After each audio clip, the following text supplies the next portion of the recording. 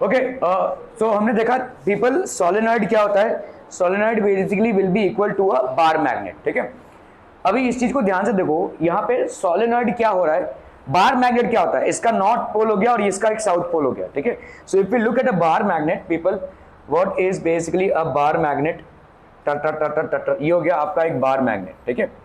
सो bar magnet में ये हो गया आपका नॉर्थ पोल और ये हो गया आपका south pole, this is basically a bar magnet, clear है।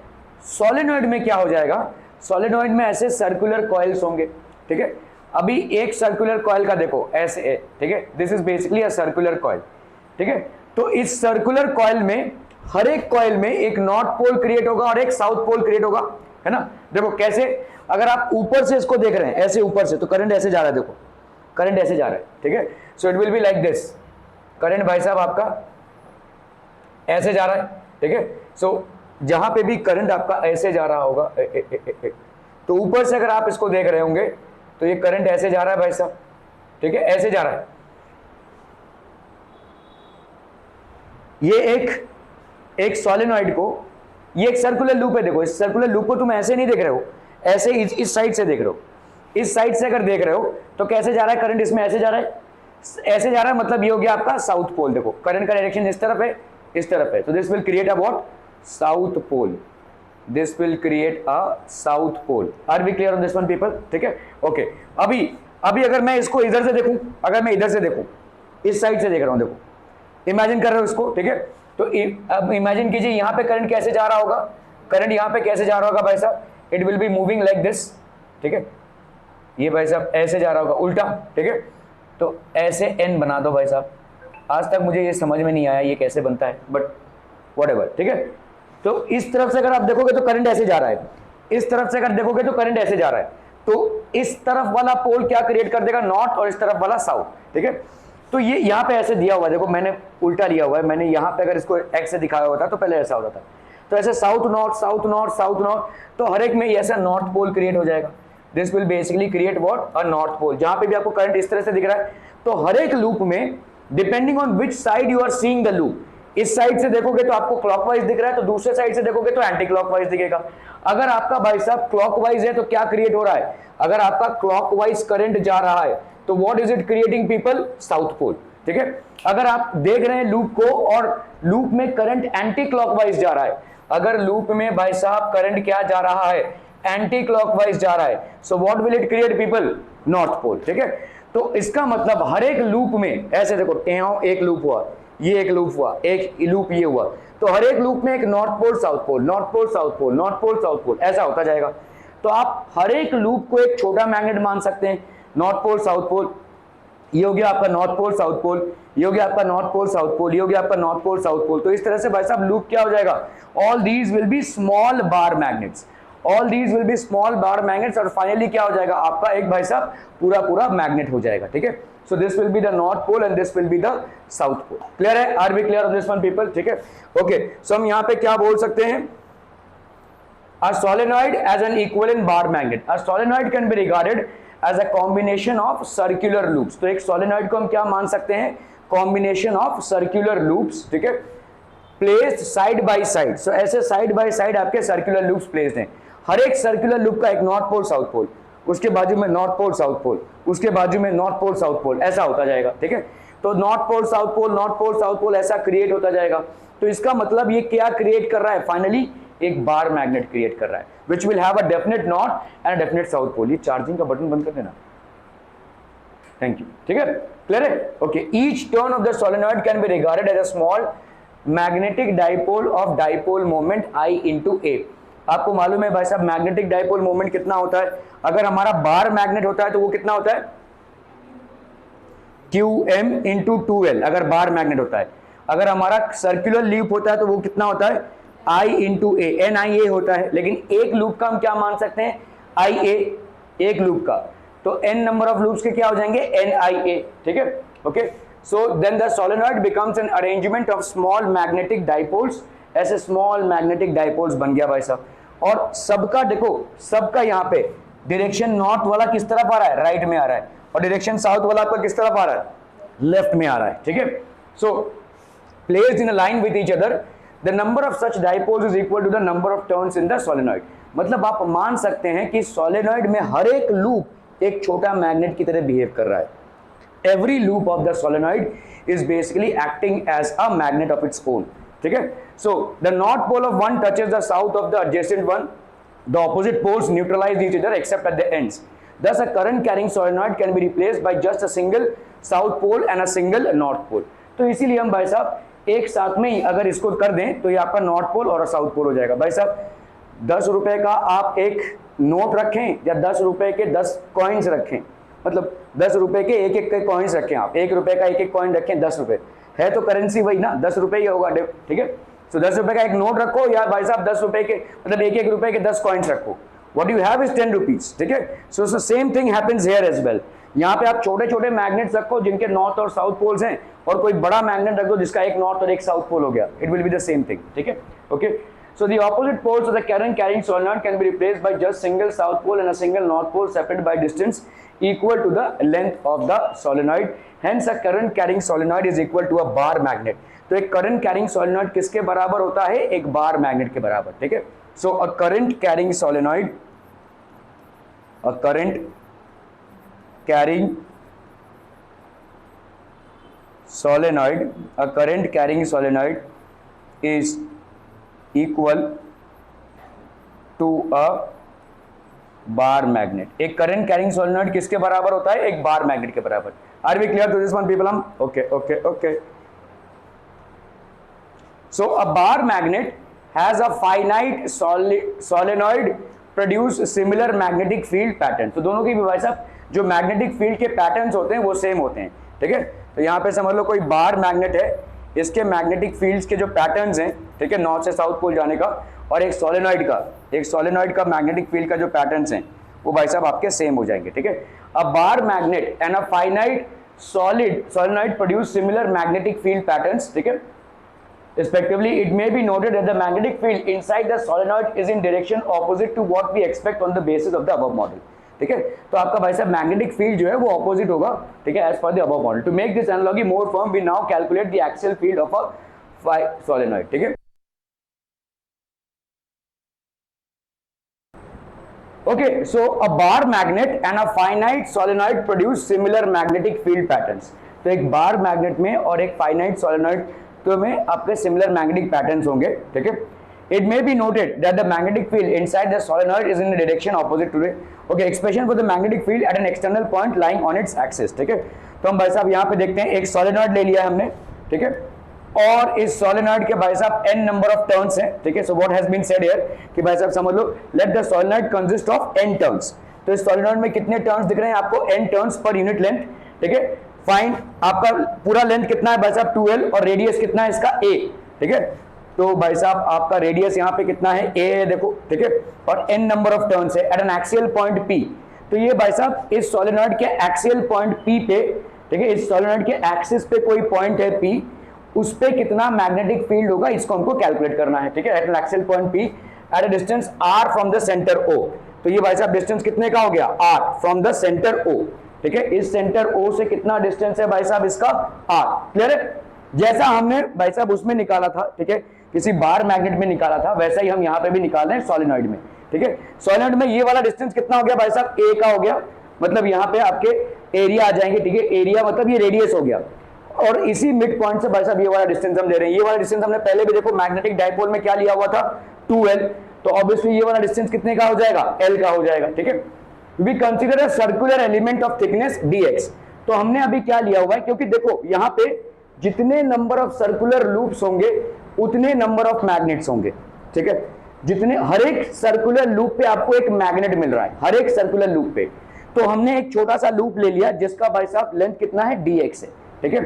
Consider a circular element of thickness dx of the solenoid eight a distance x.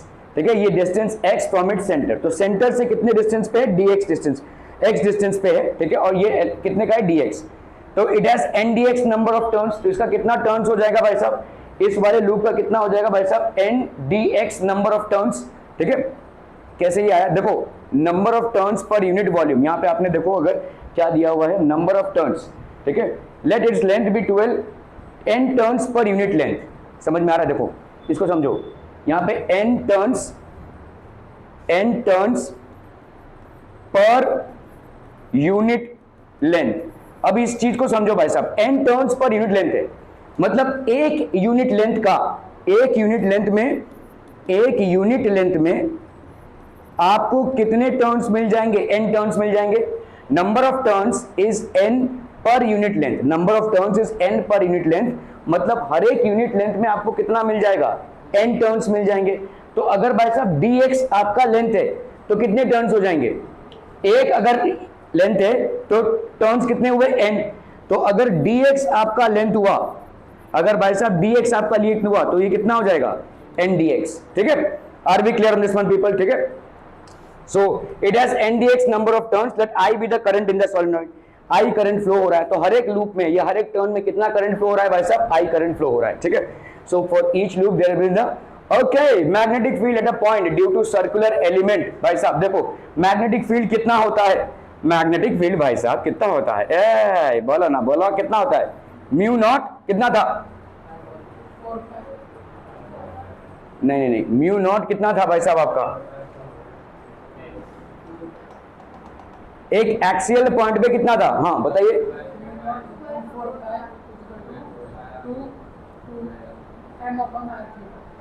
2m upon r cube. Okay, mu not by 4 पाई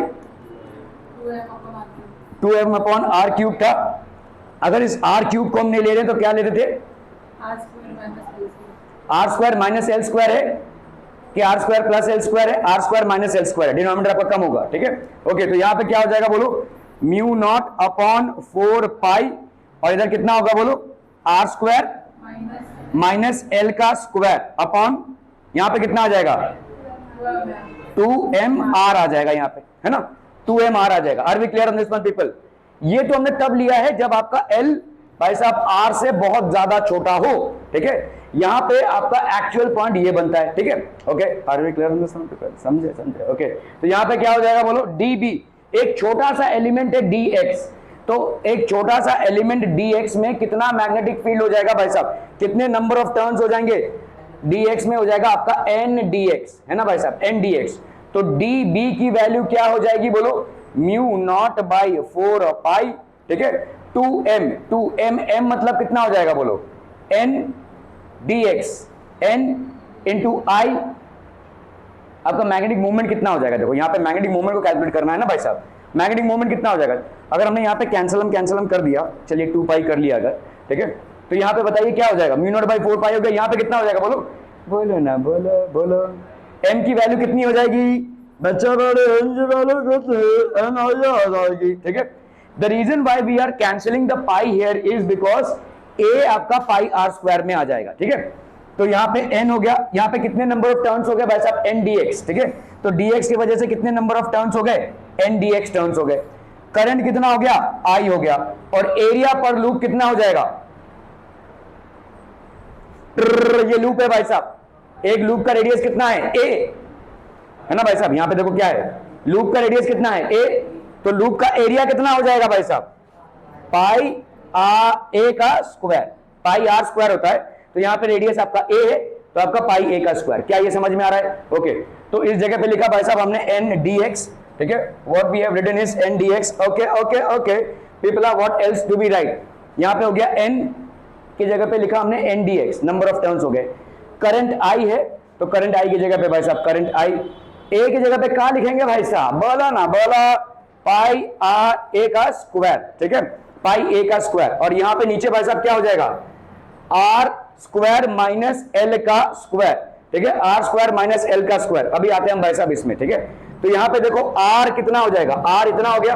ठीक है, r, अभी ये वाला देखो, हम यहाँ पे मैग्नेटिक फील्ड निकालने की कोशिश कर रहे हैं, ध्यान से देखना। ठीक है, मैग्नेटिक फील्ड निकालने की कोशिश कर रहे हैं इस वाले से, तो इस वाले से कितना डिस्टेंस होगा बोलो? ये वाला डिस्टेंस कितने का है? r का। इस dx से इसका डिस्टेंस कितने का हो जाएगा भाई साहब? हाँ, ये कितना हुआ भाई साहब? This is how much? r। और ये वाला डिस्टेंस कितना है? x। तो ये वाला डिस्टेंस कितना हो जाएगा? r minus x. Are we getting this people? ये वाला डिस्टेंस देखो, यहां से लेकर यहां तक कितना डिस्टेंस हो जाएगा भाई साहब? This will be r minus x. क्या ये समझ में आ रहा है? ये वाला डिस्टेंस कितना है? एक्स गोला गोला सब है, ठीक है। यहां से भाई साहब कितना डिस्टेंस है? इस मिडिल से इसका डिस्टेंस कितना है? आर। ये वाला डिस्टेंस कितना है? एक्स। सो इस वाले से इसका डिस्टेंस कितना हुआ? R minus x. Are B clear on this one people? Okay, तो ये हो गया आपका आर माइनस एक्स, ठीक है। तो यहां पे 4 पाई हो गया। ये वाला कितना हो गया भाई साहब आपका?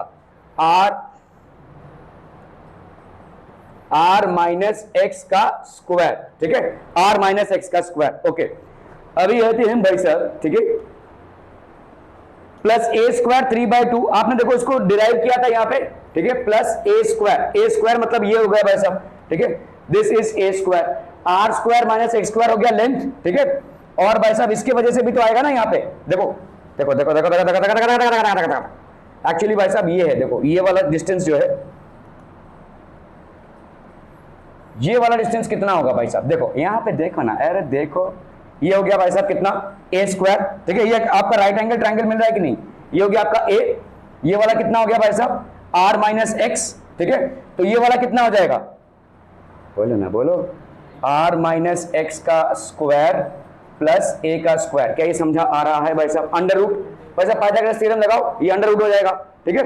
ओके, यहाँ पे कितना आना चाहिए था भाई साहब इसका? तो ये है आपका अंडर रूट 3/2। तो ये हो गया भाई साहब आपका 3/2। यही निकाला था ना हमने, 3/2, ठीक है। Are square minus L square 3/2 था, तो वहां पे कट रहा था भाई साहब, क्यूब आ रहा था, है कि नहीं? यहाँ पे आपका कितना आ रहा था? This one was how much? बोला ना, बोला। ये था भाई साहब 3/2। तो ये कैंसलम हो रहा था, जिसकी वजह से आपका क्या बच रहा था? आर क्यूब बच रहा था, आर क्यूब। तो ये आर और ये आर क्यूब का एक आर कट गया, तो यहाँ पे बच रहा था वही, ठीक है। वही सेम चीज यहाँ पे लगाएंगे भाई साहब, are square minus A square plus R square minus X plus A का स्क्वायर हो गया ये। क्या ये समझ में आ रहा है भाई साहब? Okay, so this will be basically the magnetic field. अगर ये मैग्नेटिक फील्ड है, total magnetic field at a point P will be. अभी जो चीजें आपकी, तो आपका एक छोटा सा आपने पार्ट लिया dx, जिसकी वजह से इतना आया, तो टोटल मैग्नेटिक फील्ड कितना आ जाएगा? तो यहाँ पे आप भाई साहब इसको कैंसलम कर दो, ये 2 हुआ और ये 2 हुआ, तो यहाँ पे आ गया भाई साहब 2, और ये पाई कैंसिल हो गया, तो यहाँ पे कितना आ गया बोलो? dB will be equal to mu not by 2, ठीक है, n dx आई a का स्क्वायर अपॉन भाई साहब कितना? r minus x square plus ए स्क्वायर 3/2, ठीक है। अभी हम करेंगे भाई साहब ऐसे छोटे छोटे यूनिट्स को ऐड, टुकड़म टुकड़म टुकड़म टुकड़म टुकड़म, यहां से लेकर यहां तक भाई साहब ऐड कर रहे हो। तुम्हारा कहां से कहां तक ऐड हो रहा है? देखो देखो देखो देखो, यहां से तुमने लिया है पॉजिटिव एल, इसको बीच का माना है ना। तो इधर से इधर जा रहे हो तो पॉजिटिव एल, जैसे एक्स एक्सिस होता है, इधर से इधर जाओगे तो क्या हो जाएगा? Negative L. क्लियर है? तो तुम भाई साहब ऐसे छोटे छोटे जो डिस्क ऐड कर रहे हो, वो कहां से कहां तक का ऐड कर रहे हो? देखो देखो देखो देखो, ये वाला पॉइंट तुमको दिख रहा है, ये वाला तुमने एक dx एलिमेंट उठाया, ठीक है, जिसके वजह से तुमने dB मैग्नेटिक फील्ड कैलकुलेट किया। अभी तुमको ऐसे छोटे छोटे टुकड़े ऐड करने पड़ेंगे। इधर से जब तुम इधर जा रहे हो तो पॉजिटिव, इधर से जब तुम इधर जाओगे तो नेगेटिव, मतलब तुम्हारे ऐसे छोटे छोटे टुकड़े कहां से कहां तक? -L से लेकर +L तक। इधर से इधर वाला डिस्टेंस कितना होगा? -L। इधर से इधर वाला डिस्टेंस कितना होगा? +L। मतलब तुम जब इंटीग्रेट करोगे, देखो इंटीग्रेट मतलब होता है इंटीग्रेशन, ठीक है, छोटे छोटे यूनिट्स में हम ऐड करते हैं। डिफरेंशिएशन का उल्टा है, तो आपका भाई साहब इसमें कुछ कर नहीं सकते अपन, इतना आपको थोड़ा सा जानना पड़ेगा, ठीक है। तो अभी हम क्या करेंगे भाई साहब? इंटीग्रेशन जब हम करते हैं या डिफरेंशिएशन जब हम करते हैं या लिमिट्स जब हम करते हैं, उनमें से हम कांस्टेंट्स के फैक्टर को बाहर फेंक देते हैं, ठीक है। म्यू नॉट कांस्टेंट है भाई साहब। Number of turns of the coil, ये कांस्टेंट है भाई साहब। नंबर ऑफ टर्न जो है कॉइल का, वो तो कांस्टेंट है ना। 10 टर्न का लिया होगा, 20 टर्न का लिया होगा, 50 टर्न का लिया होगा, that will be a constant. ये रॉक म्यूजिक सुन रहे हो क्या भाई साहब? ऐसे ऐसे ऐसे ऐसे, ठीक है, ओके। तो यहाँ पे म्यू नॉट हो गया भाई साहब, ये कांस्टेंट हो गया, this will be a constant, ठीक है। या n ये हो गया भाई साहब, I ये कांस्टेंट हो गया, द करंट फ्लोइंग। A भाई साहब आपका है रेडियस ऑफ द लूप, ठीक है, ये भी कांस्टेंट हो गया। सारे को बाहर फेंकोगे भाई साहब, म्यू n I a का स्क्वायर। यहाँ पे 2 भी भाई साहब आपका कांस्टेंट है, तो ये भी बाहर चला गया। इसमें क्या रहेगा भाई साहब? -L से +L dx r minus x का स्क्वायर प्लस a का स्क्वायर 3/2, ठीक है। r माइनस एक्स का स्क्वायर प्लस a का square 3/2। Are B clear on this one people, ठीक है। For far away axial point, बहुत फार अवे एक्सियल पॉइंट अगर होगा तो r will be much greater than a और r will be greater than l as well. So हम यहाँ पे क्या लिख सकते हैं, -l/d। तो यहाँ पे देखो इसका वैल्यू कितना आ जाएगा, नीचे क्या बचेगा भाई साहब, r will B too much greater than a, बहुत दूर का पॉइंट अगर है तो r आपका a से भी काफी ज्यादा होगा और x से भी काफी ज्यादा होगा। तो यहाँ पे x आपका r के हिसाब से क्या हो जाएगा 0 और a भी भाई साहब r के हिसाब से क्या हो जाएगा 0। तो नीचे क्या बचेगा, अरे बचेगा क्या भाई साहब, ठीक है, this will B only r square into 3/2 कर लो भाई साहब, कैंसिल हम तो ये हो गया r3, ठीक है। तो ये r3 बचा भाई साहब। तो यहाँ पे -l प्लस l, तो यहाँ पे हो जाएगा कितना भाई साहब, देखो यहाँ पे आ गया कितना, this will B how much, -l से भाई साहब प्लस l dx/r3। अब ये भी भाई साहब कांस्टेंट है ना, जो r है आपका, वो जो पॉइंट है जिसको आप ले रहे हैं वो तो कांस्टेंट होगा ना, मिड पॉइंट से कितने दूर पे है, तो इसको भी भाई बाहर फेंकोगे तो यहाँ पे कितना आ जाएगा बोलो, dx between -l and plus l। बाकी सारी चीजें बाहर आ गई, देखो μ0 ni का स्क्वायर 2r3, भाई साहब ये सारी चीजें बाहर। नितेश बेटा बोर हो रहा है, ठीक है, μ0 ni का स्क्वायर और ये हो गया 2r3, यहाँ पे कितना हो गया dx को अगर हम करते हैं तो कितना आ जाएगा बोलो x, ठीक है। dx का इंटीग्रेशन करते हैं तो x आ गया between plus l and minus l, so this will B how much, plus l minus l, तो ये हो गया आपका 2l, ठीक है। तो यहाँ पे भाई साहब आ गया 2l, अभी 2ln, ठीक है, 2l हो गया यहाँ पे भाई साहब, ये इसको आप अगर 2 पाई से मल्टीप्लाई कर दो दोनों ऊपर नीचे, ठीक है। तो हमने इसको भाई साहब 2 पाई से इधर मल्टीप्लाई कर दिया, 2 पाई से इधर मल्टीप्लाई कर दिया, तो 2 इंटू 2 कितना मिल गया आपको 4 पाई, नीचे कितना आ गया आपका r3, ठीक है। इधर आओ भाई साहब, इधर आपका है n भी है, i है आपका, ठीक है, और आपको यहाँ पे क्या मिल गया, देखो 2 इंटू 2 कितना हो गया 4 पाई, ठीक है, 4 पाई, और यहाँ पे क्या है a square, 4 pi a square कितना होता है, एरिया, ठीक है, एरिया होता है। तो यहाँ पे n है आपका, n i और ये 4 पाई a स्क्वायर, तो दिस विल बी NiA, मतलब ये कितना हो जाएगा भाई साहब आपका मैग्नेटिक मोमेंट m, ठीक है। So this will be basically 2m, this will B 2m, क्योंकि 2 से आपने मल्टीप्लाई किया हुआ है इसको, ठीक है। तो ये आपका बचा 2m और ये पे हो गया भाई साहब r3, तो ये हो गया μ0 2m 4 पाई बाई r3, ठीक है। कुछ नहीं समझा भाई, सब मुंडे हिला रहे हैं भाई साहब, सब मुंडे हिला रहे हैं।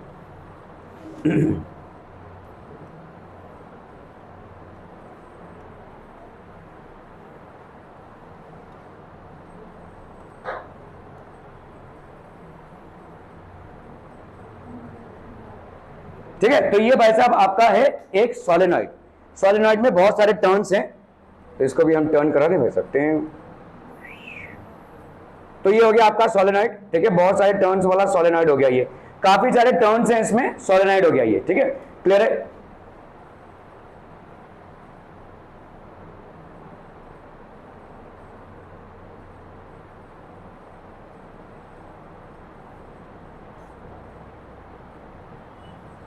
This is basically what a solenoid. Clear people are, ठीक है, okay.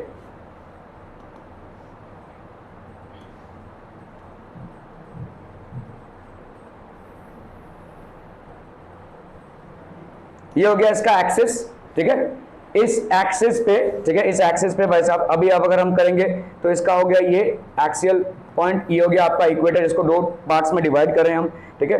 तो अभी इस सोलेनॉइड में भाई साहब ये वाला लेंथ हमने कितना ले लिया है 2l, ये वाला लेंथ हमने कितना लिया हुआ है भाई साहब 2l, ठीक है, ओके। ये वाला रेडियस हमने कितना ले लिया है, देखो this radius is how much, let's say this radius has been taken to be a, ठीक है, ये रेडियस आपका a हो गया, ठीक है।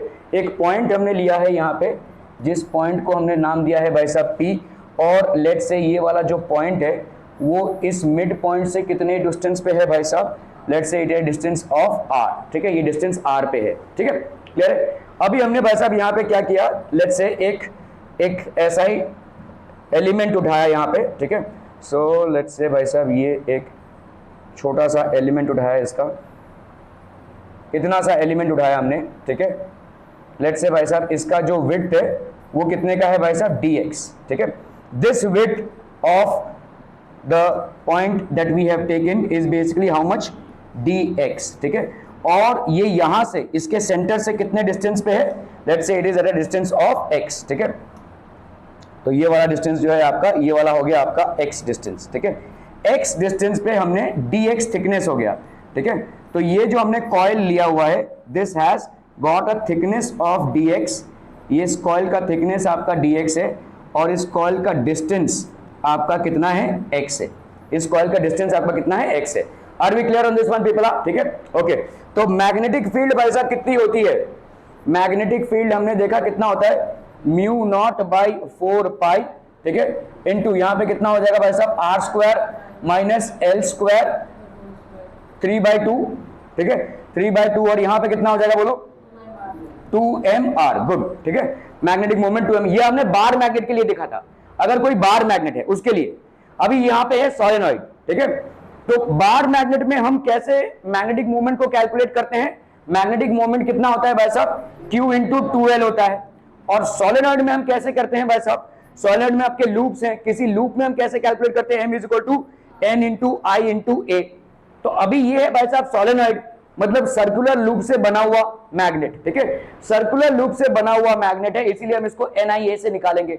तो NIA निकालने के लिए हमको पहले क्या लेना पड़ेगा, लेट्स से हमने एक छोटा सा dx लेंथ का यूनिट लिया हुआ है सोलेनॉइड का, which is eight a distance of x from the centre equator, ठीक है, ओके। तो अभी हम भाई साहब यहाँ पे मैग्नेटिक मोमेंट निकालेंगे।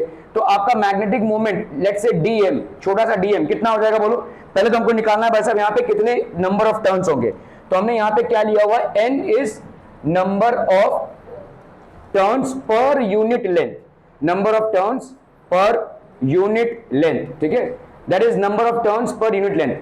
एक यूनिट लेंथ में आपको n टर्न्स मिल रहे हैं, ठीक है। तो ये जो आपने एक एलिमेंट कंसीडर किया है dx लेंथ का, dx थिकनेस का, ठीक है, थिकनेस इसका कितना है भाई साहब, dx, ठीक है। तो dx में भाई साहब कितने हो जाएंगे, n dx टर्न्स, है ना, n dx टर्न्स हो जाएंगे भाई साहब। dx थिकनेस में भाई साहब कितने टर्न्स हो जाएंगे, n dx टर्न्स हो जाएंगे। अभी n dx टर्न्स की वजह से आपका मैग्नेटिक मोमेंट कितना हो जाएगा, n dx into I into ए, ये हो जाएगा आपका मैग्नेटिक मोमेंट। क्लियर है, समझ में आ रहा है भाई साहब, ये मैग्नेटिक मोमेंट हो जाएगा। सो n dx मतलब n i a, ये हो गया आपका क्या, मैग्नेटिक मोमेंट, ठीक है। Are we clear on this one people? Okay. तो आपको भाई साहब यहाँ पे क्या कैलकुलेट करना है, तो आप यहाँ पे एक छोटा सा लेंथ ले रहे हैं, तो यहाँ पे हम लिखते हैं भाई साहब db, small magnetic field db created due to loop of thickness dx will be equal to mu naught by 4 pi, ठीक है, 2 into magnetic moment. Magnetic moment कितना हो जाएगा बोलो, n dx i a 2m, है ना, और r मतलब कितना हो गया भाई साहब, यहां से कितना डिस्टेंस। अभी आप यहां से डिस्टेंस नहीं लोगे, आप यहां से वाले को डिस्टेंस को कंसीडर करोगे, और यहां से वाला डिस्टेंस कितना हो जाएगा, r माइनस, ठीक है, ये वाला डिस्टेंस तो आपका r, ये देखो ये वाला डिस्टेंस आपका कितना है भाई साहब, r, ठीक है, और ये वाला डिस्टेंस कितना हो जाएगा, r माइनस x, ठीक है। तो this will be r square minus x square, और ये भाई साहब, ठीक है। So this will be basically r minus x, ये वाला डिस्टेंस कितना हो जाएगा भाई साहब, यहां से यहां तक का r square minus x square, ये वाला डिस्टेंस, ठीक है, समझ में आ रहा है, ये वाला सर r माइनस x का स्क्वायर, और प्लस कितना हो जाएगा भाई साहब, देखो r माइनस x का whole square, I am so sorry people, this will be r minus x का whole square plus plus plus ये वाला a स्क्वायर। देखो इस चीज को समझो, यहां पे हम मैग्नेटिक फील्ड किसके लिए यहां से इस मैग्नेटिक फील्ड का, इस यहां से लेकर यहां तक का मैग्नेटिक फील्ड का डिस्टेंस कितना होगा, देखो यहां से अगर आप इसका टॉप देखेंगे, यहां से इसके वजह से मैग्नेटिक फील्ड क्रिएट हो रहा है। मैग्नेटिक फील्ड सेंटर से तो है नहीं भाई साहब, सेंटर से है क्या, नहीं, करंट कैरिंग लूप की वजह से है ना।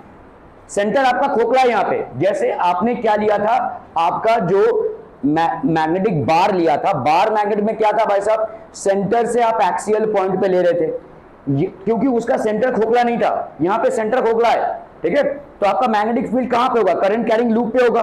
करंट कैरिंग लूप के इस पॉइंट से देखो, यहां से लेकर ऐसे, ये वाला डिस्टेंस कितना हो जाएगा। अगर भाई साहब यहाँ पे आपने एक इमेजिनरी परपेंडिकुलर ड्रॉप किया, और ये वाला डिस्टेंस देखो, ये वाला डिस्टेंस कितना है, what is this distance people, this is what, ये वाला डिस्टेंस कितने का हो जाएगा भाई साहब, r माइनस एक्स, ठीक है। तो ये वाला डिस्टेंस हो गया आपका r minus x.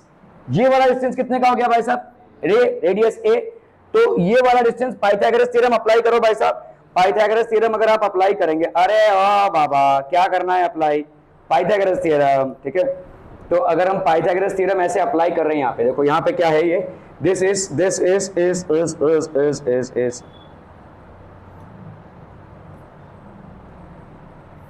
Distance is how much, r minus x, this distance is how much भाई साहब a।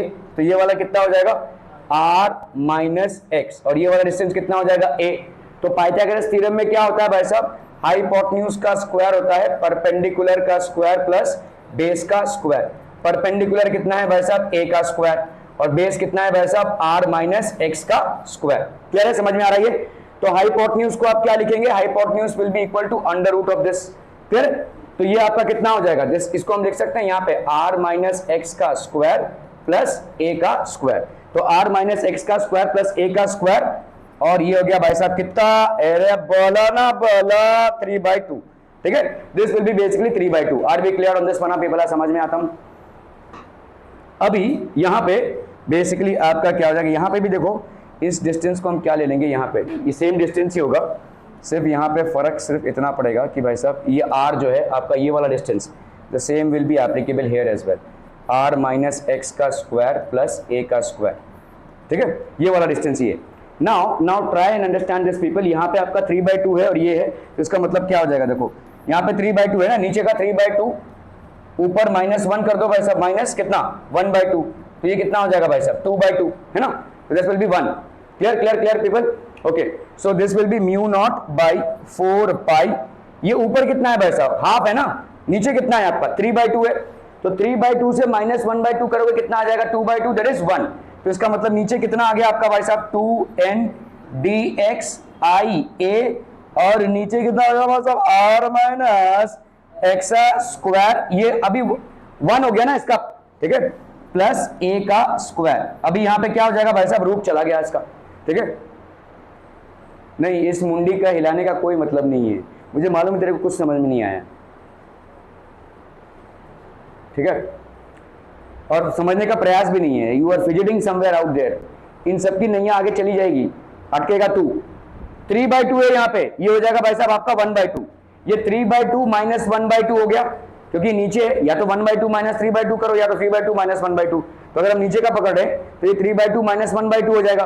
3/2 माइनस 1/2 कितना हो गया 2/2, that is equal to how much 1, that is equal to how much 1, ठीक है। सो इसका वैल्यू कितना हो गया 1। क्लियर क्लियर क्लियर, मतलब इसका अंडर रूट पोर्शन हट गया भाई साहब, ठीक है।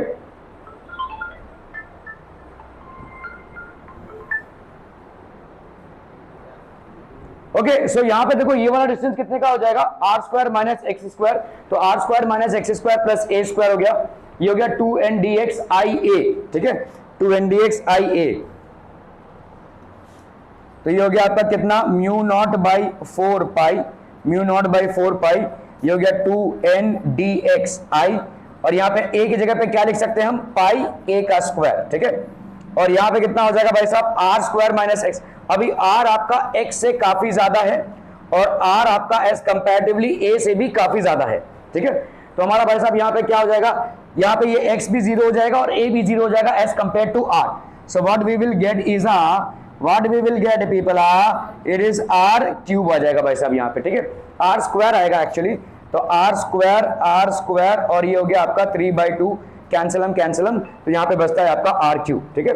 So this will B how much people, देखो r क्यूब आ गया ये, ठीक है। So this will B db की वैल्यू कितनी आ गई, यहाँ पे देखो ये 2 और ये 2 कैंसिल हो गया, ये पाई और ये पाई कैंसिल हो गया, ठीक है। सो ये हो जाएगा db will be equal to mu naught n dx i a का स्क्वायर अपॉन r का क्यूब, ठीक है, n dx i a का स्क्वायर अपॉन r का क्यूब, ठीक है, n dx।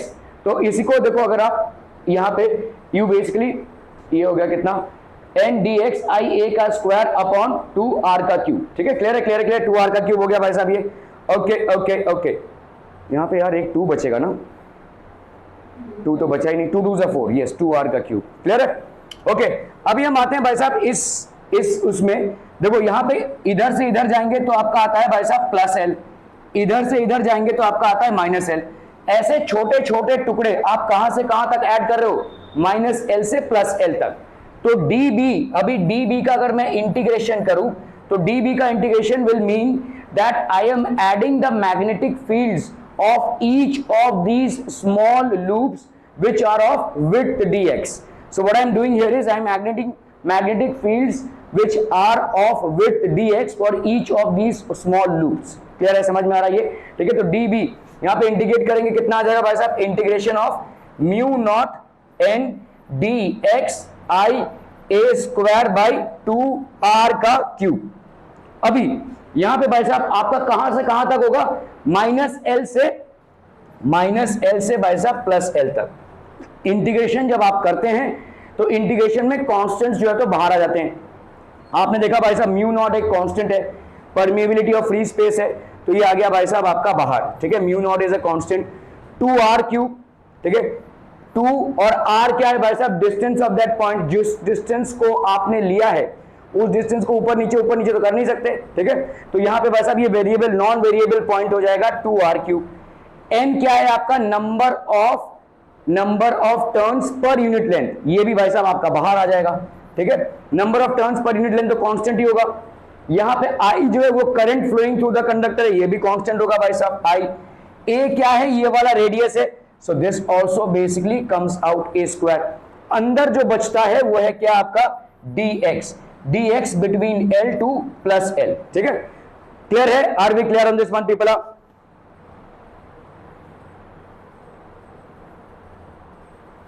ये तो नहीं होगा भाई साहब। ठीक है, सो यहां पे हो गया भाई साहब this is equal to db, this is how much are people are db। ठीक है, db का भाई साहब अगर आपने इंटीग्रेशन कर दिया तो यहां पे आंसर आ जाएगा भाई साहब b। ठीक है, क्लियर है। dx को अगर आप इंटीग्रेट करते हो, ठीक है, dx को इंटीग्रेट करते हो तो यहां पे क्या हो जाएगा, देखो x raise to n dx, इसकी वैल्यू कितनी आती है, x n plus 1 upon n plus 1 आता है इसका वैल्यू।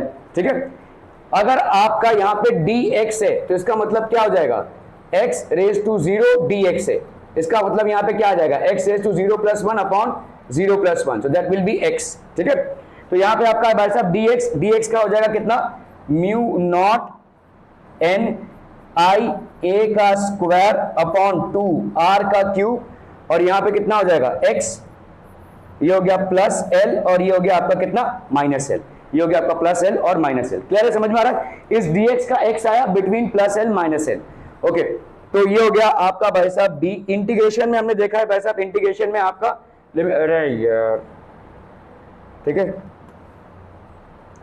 रंग बिरंगी करना पड़ेगा यहाँ पे भाई साहब। तो b हो गया आपका कितना, म्यू नॉट एन आई ए का स्क्वायर अपॉन, यहाँ पे नीचे कितना बचा था भाई साहब, 2r क्यूब।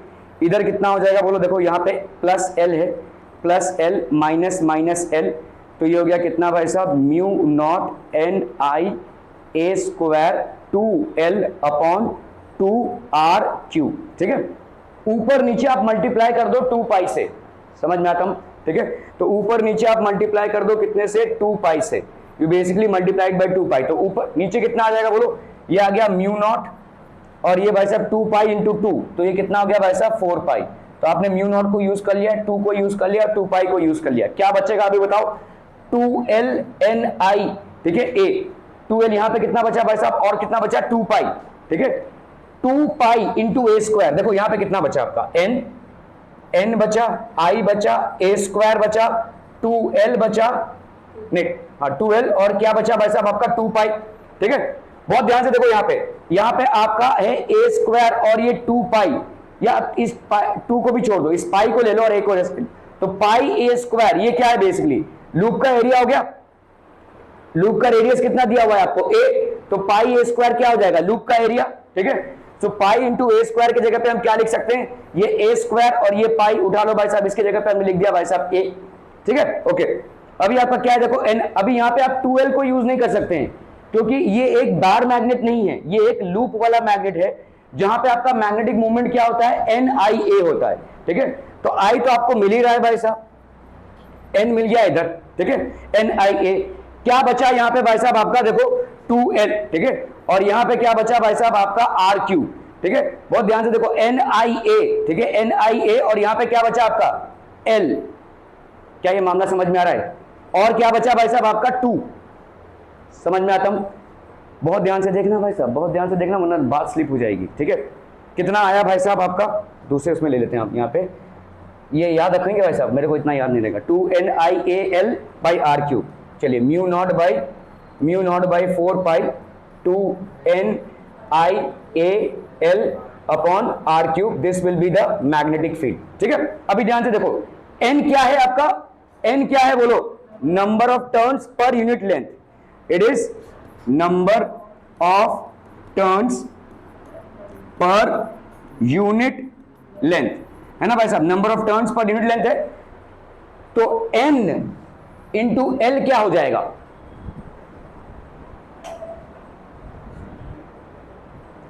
अरे भाई साहब देखो एक यूनिट लेंथ में कितने हैं भाई साहब आपके, कितने n नंबर है, ठीक है। तुम्हारा सोलेनॉइड का लेंथ कितना है 2L, तो 2L में कितने होंगे भाई साहब n इंटू 2L, और n इंटू 2L तुम्हारा कितना हो जाएगा, टोटल नंबर ऑफ टर्न्स हो जाएगा, ठीक है। तो हम इस 2L इंटू n को क्या लिख सकते हैं, n, ठीक है, n हो गया ये, और ये हो गया भाई साहब आपका I, ये हो गया भाई साहब आपका A upon r cube, n is the total number of turns, ठीक है, n is basically here total number of turns, ठीक है। So this will be mu not by 4 pi NiA, are we clear on this one, आप people समझ में आता हूं, ठीक है। So this will be mu not by 4 pi NiA, ठीक है। इसको आप 2 इंटू m भी लिख सकते हैं। मैग्नेटिक मूवमेंट क्या है भाई साहब, magnetic movement is n into I into A, यहां पे आपका n जो है आपने दोनों साइड में लिया हुआ है, तो इसलिए हो जाएगा भाई साहब आपका 2m बाई आर क्यूब, ठीक है। सो म्यू नॉट बाई 4 जो आपका भाई साहब आता है बार मैग्नेट पे, वही सेम चीज आता है। This expression is the same as the magnetic field of a bar magnet at far away axial point, ठीक है, at far away axial point का जितना होता है वही यहां पे भी आया। Thus a magnet and a solenoid produce similar magnetic fields, तो एक्सियल पॉइंट पे अगर इतना आया है तो आपका इक्वेटोरियल पॉइंट पे कितना आएगा, एक्सियल पॉइंट पे वैसा कितना आया है, B is equal to mu not by 4 pi 2m by r cube, ठीक है। तो ये हो गया B एक्सियल पे, ठीक है, B इक्वेटोरियल पे कितना आ जाएगा, mu not by 4 pi m by r cube, ये हो जाएगा इक्वेटोरियल पे, ठीक है। Thus a magnet and a solenoid produce similar magnetic fields. The magnetic moment of a bar magnet is equal to the magnetic moment of an equivalent solenoid that produces the same field, ठीक है। तो आपका bar magnet और solenoid का भाई साहब same हो जाएगा, are we clear on this one? A bar magnet is an equivalent solenoid, तो सोलेनॉइड के बराबर ही होता है एक बार मैग्नेट, ठीक है। एक बार मैग्नेट की जितनी भी प्रॉपर्टीज होती हैं, एक्सियल फील्ड को लेकर, इक्वेटोरियल फील्ड को लेकर, मैग्नेटिक फील्ड को लेकर, मैग्नेटिक लाइंस ऑफ फोर्स को लेकर, वो सारी तमाम प्रॉपर्टीज सोलेनॉइड में भी एप्लीकेबल होती हैं। We can explain this by Ampere's hypothesis according to which all magnetic effects are produced by current loops, तो आपके जितने भी मैग्नेटिक इफेक्ट्स प्रोड्यूस होते हैं वो करंट लूप से होते हैं। तो एम्पियर क्या बोलता है भाई साहब कि मैग्नेट जो है वो करंट का रिजल्ट है, ठीक है। According to Ampere's hypothesis all magnetism is due to the effect of current loops, current जा रहा है जिसके वजह से मैग्नेटिज्म क्रिएट हो रही है, ठीक है। तो all magnetic effects are produced by current loops, the electrons in an atom keep on revolving around its nucleus and hence set up electric currents. तो एक एटम है, देखो एक मतलब एक कोई मॉलिक्यूल है, उस मॉलिक्यूल में वैसा बहुत सारे एटम्स हैं, उन एटम्स में सब में क्या है, इलेक्ट्रॉन्स घूम रहे हैं, तो इन इलेक्ट्रॉन्स घूमने के वजह से उसमें एक रिजल्टिंग मैग्नेटिक फील्ड हो जाता है, जो कि इलेक्ट्रॉन्स का घूमना मतलब किसी चार्ज का मूवमेंट होना, और किसी चार्ज का मूवमेंट होना मतलब करंट बहना, ठीक है। तो करंट अगर मूविंग स्टेटस में रहेगा तो it will create a magnetic field, ठीक है। So the electrons in an atom keep on revolving around its nucleus and set up electric currents, these atomic currents are equivalent to small circular current loops, तो ऐसे small circular current loops बनते हैं। In a magnet these current loops are arranged parallel to each other and have currents in same sense, ठीक है। तो आपका भाई साहब मैग्नेट हो जाएगा ये। तो यहाँ पे देखो फिगर दिया हुआ है आपके करंट लूप्स का, shows the atomic current loops in a cross section of a cylindrical bar magnet. At any point inside the magnet, the currents from the adjacent loop cancel each other and hence the net current is zero. तो तो बार magnet के अंदर देखो, ठीक है, ये एक solenoid है, सोलेनॉइड में ऐसे छोटे छोटे एक बार मैग्नेट है, देखो ऐसे छोटे छोटे बार मैग्नेट्स, ऐसे लूप्स बन जाएंगे, these are small loops which are there, ठीक है, ठीक है। So loops cancel each other, hence the net current is zero, but there is net current on the surface, due to this surface current the bar magnet is equivalent to a closely bound current carrying solenoid. तो अगर यहां पे देखो attempt किया जा रहा है कि हम बार मैग्नेट को सोलेनॉइड की तरफ मैग्नेटिज्म से कंपेयर कर रहे हैं, तो मैग्नेटिज्म में हम कंपेयर कर रहे हैं, दोनों भी एक सेम टाइप के मैग्नेट की तरह बिहेव कर रहे हैं। तो अभी हमारा आता है भाई साहब magnetism is a result of electric current, तो हम यहाँ पे उल्टा चल रहे हैं अभी, क्या ये समझ में आ रहा है? देखो बार मैग्नेट को हम सोलेनॉइड के साथ कंपेयर कर रहे हैं due to it being a magnet, तो सोलेनॉइड को बार मैग्नेट के साथ कंपेयर करेंगे कैसे? करंट कैरिंग लूप से। अभी मैग्नेट में कोई करंट कैरिंग लूप नहीं है, लेकिन एक मैग्नेट को हम ऐसा मान सकते हैं सोलेनॉइड की तरह, इसमें छोटे छोटे ऐसे लूप्स होंगे, these will be small loops which will be there, ठीक है। Shows the atomic current loops in a cross section of a cylindrical bar magnet. ये भाई साहब क्या है? छोटे छोटे एटम्स हैं, और छोटे छोटे एटम्स में, किसी मैग्नेट में छोटे छोटे एटम्स में क्या होता है भाई साहब? आपके इलेक्ट्रॉन्स घूमते हैं, और अगर इलेक्ट्रॉन्स घूम रहे हैं, ठीक है, so they will create an magnetic field. So at any point inside the magnet the currents from the adjacent loops cancel each other. तो करंट भाई साहब जो एडजेसेंट लूप्स के होंगे वो करंट कैंसिल कर देंगे, but there is a net current on the surface. Due to this surface current the bar magnet is equivalent to closely wound current carrying solenoid, hence a bar magnet produces a magnetic field similar to that of a solenoid। तो आपका bar magnet क्या produce कर रहा है भाई साहब? Bar magnet क्या produce कर रहा है? एक magnetic field similar to that of a solenoid. It may be noted that there are at the ends of the magnet the current loops behave differently from those inside the magnet। तो आप देखो ends of the magnet में जो current loops होंगे वो जो अंदर होंगे, as a result the magnetic poles are located slightly inside the bar magnet। तो आपके जो एक्चुअल मैग्नेटिक पोल्स होते हैं वो थोड़ा सा अंदर की तरफ होते हैं। जो 2L डिस्टेंस आप लेते हैं वो एक्चुअली मैग्नेटिक बार का लेंथ नहीं है, वो मैग्नेटिक पोल्स का लेंथ है, ये हम पहले भी पढ़ चुके हैं। जो 2L डिस्टेंस आप लेते हैं between the north and the south pole, it is not the distance between the two ends of the magnet, it is the distance between the magnetic poles of the magnet which are slightly inside, ठीक है। That is why the magnetic length of a bar magnet is slightly less than its geometrical length. तो हर एक magnet का भाई साहब geometric length से कम होगा, ठीक है। गॉसेस लॉ ऑफ मैग्नेटिज्म, तो भाई साहब गॉसियन लॉ क्या है? आपने इलेक्ट्रोस्टैटिक्स में गॉसेस लॉ पढ़ा हुआ है, ठीक है। What does Gauss's law state? Gauss's law in electrostatic states that the surface integral of the electrostatic field, ये आप लोगों को समझ में नहीं आएगा। इलेक्ट्रोस्टैटिक्स में एक गॉस का लॉ आता है, गॉसियन सरफेस बोलते हैं हम। गॉसियन सरफेस कोई भी इमेजिनरी सरफेस होता है, ठीक है। उस इमेजिनरी सरफेस में कितना भाई साहब एरिया वेक्टर है और कितना इलेक्ट्रिक फील्ड है, ठीक है। तो दो चीजें हैं भाई साहब, आपका सरफेस इंटीग्रल, सरफेस इसको हम बोलते हैं सरफेस इंटीग्रल EDS, ठीक है। ये हो गया आपका भाई साहब एरिया वेक्टर, और ये हो गया भाई साहब आपका DS, तो इलेक्ट्रिक फील्ड DS, ये हो गया Q बाई एप्सिलॉन नॉट। अभी आपको मैं बता देता हूं यहां पे कैसा है, समझ लो। यहां पे एक चार्ज बॉडी है, ठीक है। लेट्स से बेसिकली ये कोई चार्ज बॉडी है, इसमें भाई साहब चार्जेस हैं, और चार्जेस जो हैं इक्वली डिस्ट्रीब्यूटेड हैं। चार्जेस जो हैं भाई साहब आपके इक्वली डिस्ट्रीब्यूटेड हैं। Are we clear on this one people? तो गॉसियन सरफेस हम किसको बोलेंगे? कोई भी एक ऐसा सरफेस चुन लीजिए, ठीक है, कोई भी एक ऐसा सरफेस चुन लीजिए जो आपका गॉसियन सरफेस कहलाएगा।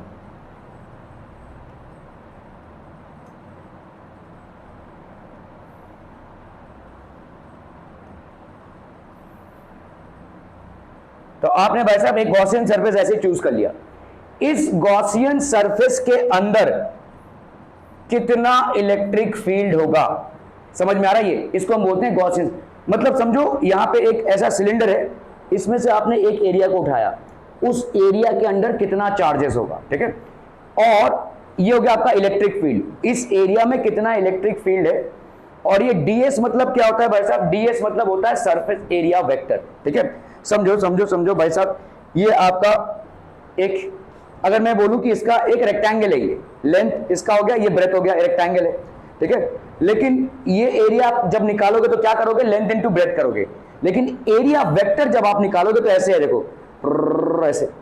ताश की गड्डियां देखी आपने? ताश को आप ऐसे कुछ में बहुत जो एक्सपर्ट होते हैं तो ताश जब फेंकते हैं तो वैसे देखा होगा आपने, ऐसे करते हैं, ठीक है। तो उस तरह से भाई साहब क्या हो रहा है? एक टास्क का जो एरिया, बाकी सब का भी एरिया वही रहेगा। अगर आप समझ लो एक एरिया को ऐसे ऊपर लेकर जा रहे हो तो वो हो गया एरिया वेक्टर, ठीक है, वो हो जाता है भाई साहब आपका एरिया वेक्टर। तो एरिया होता है लेंथ इनटू ब्रेथ या pi r square, whatever is applicable, but area vector is what, it is a direction perpendicular, ठीक है, मतलब इसी एरिया को आप ऊपर की तरफ ले जा रहे हो या नीचे की तरफ ले जा रहे हो तो उसको हम बोलेंगे परपेंडिकुलर डिस्टेंस। क्लियर है? तो एरिया के ऊपर परपेंडिकुलरली अगर आप उसको खींचोगे तो जो आता है उसको हम बोलते हैं एरिया वेक्टर। एरिया अपने आप में वेक्टर क्वांटिटी नहीं है, ठीक है, एरिया अपने आप में it is not a vector quantity, it is not a vector quantity. However अगर तुम ताश के पत्तों की तरह, ताश के पत्ते एक रेक्टेंगल है उसको ऐसे करते हैं तो ऐसे ऊपर जब लेकर जा रहे हो तो वो जो क्रिएट कर रहे हो तुम एक डायरेक्शन में, एरिया का फ्लो कर रहे हो तुम, you are basically creating a flow of area in a particular direction and whenever you do that you will get a area as a vector, ठीक है। तो आपका गॉसियन सरफेस क्या होता है, मतलब ऐसे ही छोटे छोटे यूनिट्स को आप ऐड करते जाओ, इसको हम बोलते हैं क्लोज्ड सरफेस इंटीग्रल। मतलब एक सरफेस में आप सारे चीजों को ऐड कर रहे हो, E into ds that will be equal to total amount of charge upon epsilon naught, ठीक है। तो ये हो गया भाई साहब surface integral of E into D s is equal to q by epsilon naught, ठीक है, E into D s is equal to q by epsilon naught. Are we clear to this one people? समझम, are we clear? ठीक है, okay okay, so Gauss's law in electrostatic states that the surface integral of electrostatic field over a closed surface S is equal to 1 by epsilon times the total charge enclosed by the surface। तो जितना भी total charge enclose होगा उसका 1 by epsilon not, ठीक है। तो ये Gaussian surface है, ये हो गया भाई साहब इलेक्ट्रिक फील्ड, ये हो गया surface integral of area. E into D S हम यहाँ पे क्या कर रहे हैं, स्केलर प्रोडक्ट कर रहे हैं। स्केलर प्रोडक्ट क्या होता है, the vector of the scalar product क्या होता है, हाँ अरे भाई साहब, ओ भाई साहब, अगर हम यहां पे कर रहे हैं a इंटू बी, ये आपका a vector into B vector है, तो ये कितना हो जाएगा, तुम लोग ताजा ताजा पढ़े हो भाई साहब, क्या हो जाएगा स्केलर प्रोडक्ट, इसका वैल्यू क्या होगा, ये होगा भाई साहब आपका magnitude of a into magnitude of b into cos of theta, ठीक है, ए बी कॉस थीटा होता है।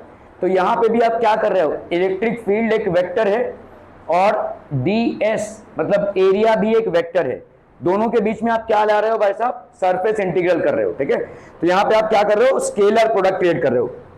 तो ये हो गया आपका surface integral E into D S, this will be equal to total charge जो इनक्लोज है सरफेस में upon epsilon naught, total charge enclose in the surface upon epsilon naught. Epsilon naught क्या होती है भाई साहब, परमिटिविटी ऑफ फ्री स्पेस, ठीक है, this will B how much, permittivity of free space, permittivity of free space, clear है, Q by epsilon not.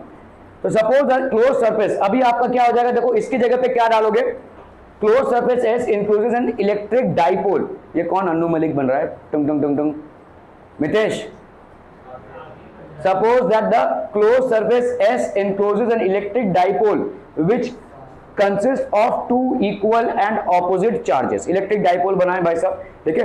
तो यहां पे आप क्या लिखोगे, इसी चीज को गॉसियन सरफेस में क्या लिखते हो, इलेक्ट्रिक फील्ड की जगह पे आ जाएगी आपकी magnetic field, ds surface integral वही ds रहेगा, this will be equal to 0, ठीक है।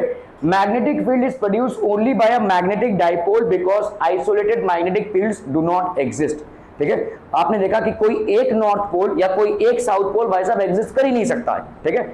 अगर ये नहीं कर सकता है तो इसका मतलब क्या हो जाएगा, गॉसियन लॉ, देखो देखो देखो अरे देखो देखो, इलेक्ट्रिसिटी में, इलेक्ट्रोस्टैटिक्स में जब हम गॉसेस लॉ को अप्लाई करते हैं, गॉसेस लॉ को अप्लाई करते हैं तो this will be surface integral of electric field into ds that is area, ठीक है, this will be equal to total charge Q upon epsilon not.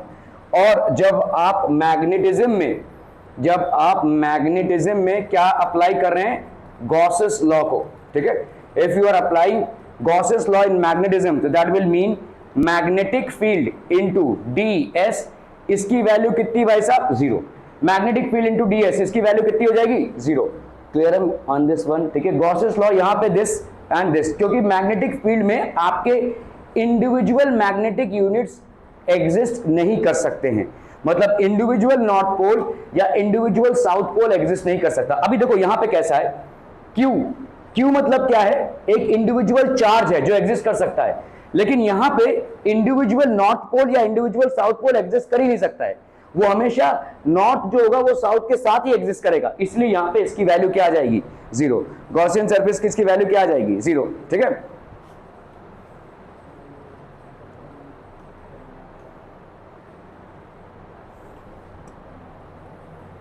So this is Gauss's law in magnetism, which states that the surface integral of a magnetic field over a closed surface is always 0.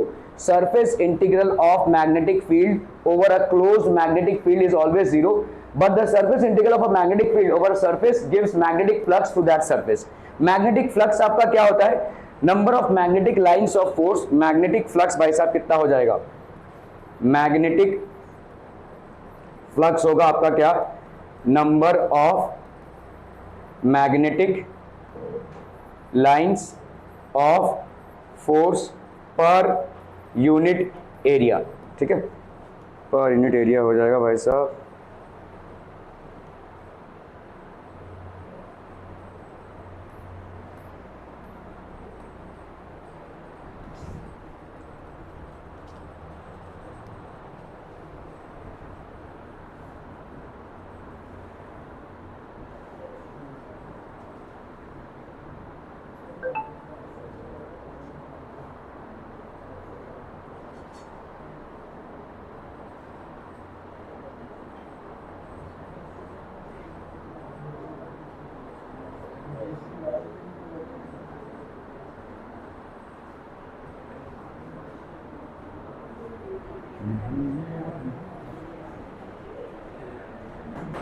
Okay people in magnetism. आज हम थोड़ा सा theory part करेंगे, ठीक है। Magnetic field of earth, तो आपका basically जो अर्थ है वो भी एक स्ट्रॉन्ग मैग्नेट है। How do we consider this to be a magnet? तो अर्थ के अंदर ऐसा माना जाता है कि बहुत बड़ा एक मैग्नेट प्लेस्ड है, और ऐसा है नहीं, लेकिन ये हो क्यों रहा है? Why is it considered that it is made up of a magnet? Because earth के अंदर खौलता हुआ लावा है, this is something that we no.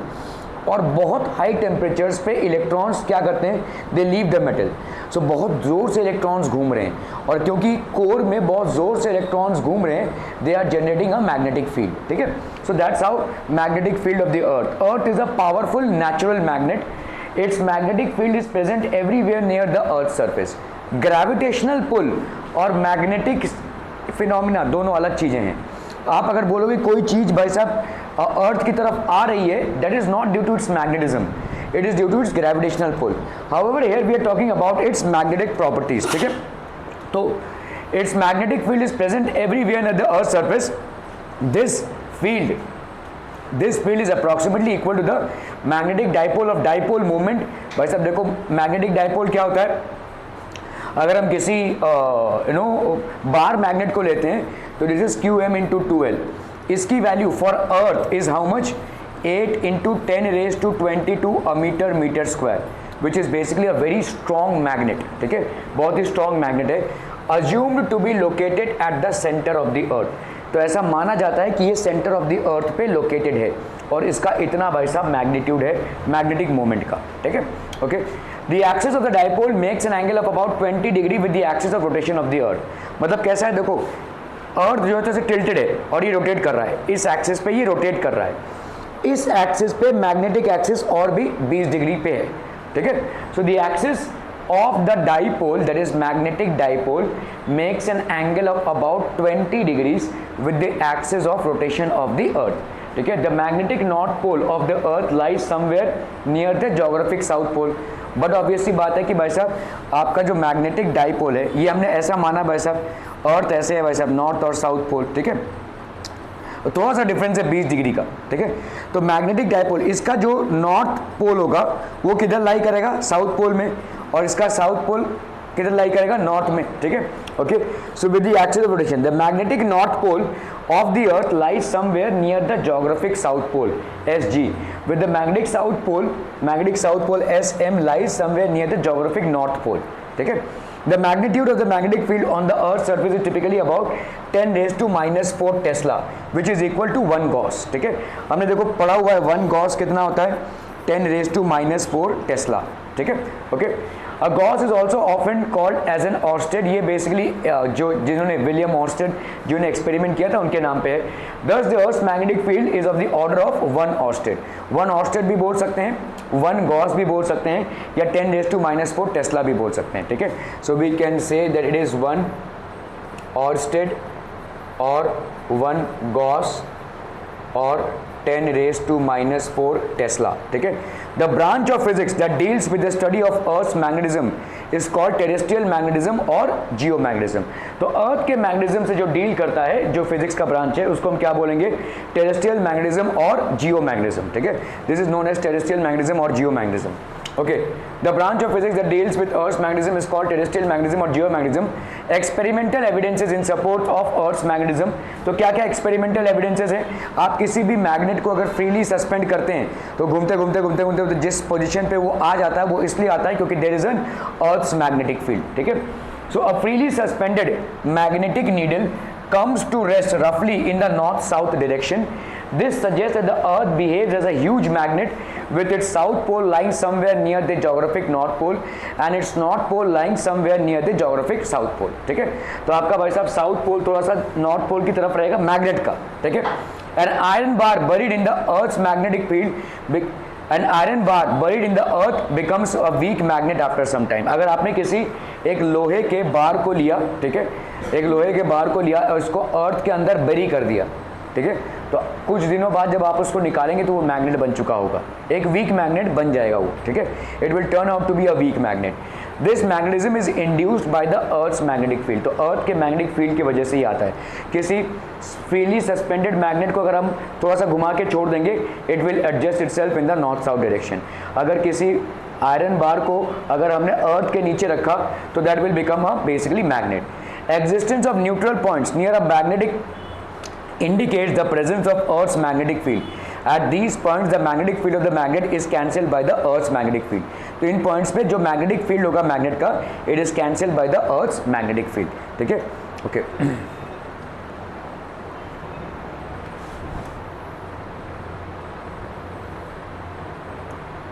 So origin of the Earth's magnetic field. The magnetic field of the Earth is approximately like that of a giant bar magnet embedded deep inside the Earth. Many theories have been proposed about the cause of Earth's magnetism from time to time. Some of these are mentioned below. In 1600, William Gilbert, in his book *The Magnetic*, first suggested that the Earth behaves as a bar magnet and its magnetism is due to the presence of magnetic material at its center. तो पहले किसी ने बोला भाई ये magnetism आ कहाँ से रहा है, where and how is this magnetism coming from? अर्थ के अंदर जो मैग्नेटिज्म की प्रॉपर्टीज हैं वो कहाँ से आ रही हैं. ठीक है, gravitation is different and magnetism is different. ठीक है, प्लीज रिमेंबर.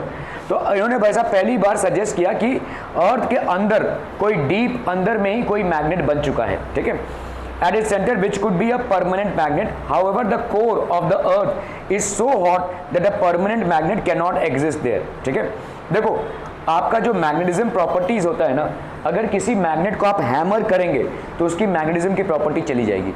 किसी मैग्नेट को अगर आप हीट करेंगे तो भी उसकी मैग्नेटिज्म की प्रॉपर्टी चली जाएगी. ठीक है, तो अगर हम बोल रहे हैं कि भाई साहब अर्थ के अंदर कोई मैग्नेट है, ठीक है, अर्थ के अंदर टेम्परेचर इतने हाई हैं कि अगर ऐसा मैग्नेट रहता तो वो मैग्नेट अपने आप को रिस्टोर नहीं कर पाता क्योंकि टेम्परेचर्स आर वेरी हाई. किसी भी मैग्नेट को उठाओगे और तुम बहुत जोर जोर से हैमर करोगे तो उसकी मैग्नेटिज्म की प्रॉपर्टी चली जाएगी. किसी भी मैग्नेट को तुम उठाओगे और उसको बहुत हीट करोगे तो भी उसकी मैग्नेटिज्म की प्रॉपर्टी चली जाएगी. तो अर्थ जिसमें हमने मान लिया है कि कोई बहुत बड़ा मैग्नेट है, एज पर मिस्टर विलियम गिलबर्ट, ठीक है, इनके हिसाब से अर्थ के अंदर एक बहुत बड़ा परमानेंट बार मैग्नेट है. ठीक है, लेकिन अर्थ के अंदर हमको मालूम है temperatures are super high. So under those super high temperatures it will not be possible for the bar magnet inside the earth to sustain its magnetism. अपनी मैग्नेटिज्म को वो सस्टेन नहीं कर सकता. तो उसको नींद आ रही है. Professor Blackledge suggested that the Earth's magnetism is due to the rotation of the Earth about its own axis. Every substance. इनका नींद आना मुझे फिर भी समझ में आता होगा क्योंकि कॉलेज जाते होंगे रेगुलरली. तुम्हारे नींद आने का कारण क्या है?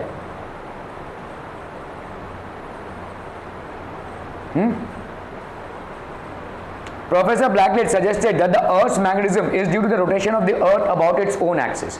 तो इनके हिसाब से भाई साहब अर्थ का रोटेशन हो रहा है अबाउट इट्स ओन एक्सिस, जिसकी वजह से ये हो रहा है। Every substance is made up of charge particles such as protons and electrons. हर एक सब्सटेंस जो है तो चार्ज पार्टिकल से बना हुआ है, प्रोटॉन्स एंड इलेक्ट्रॉन्स। सबसे बड़े दुश्मन अगर आज की तारीख में कोई है ना, खुद उनके पेरेंट्स हैं।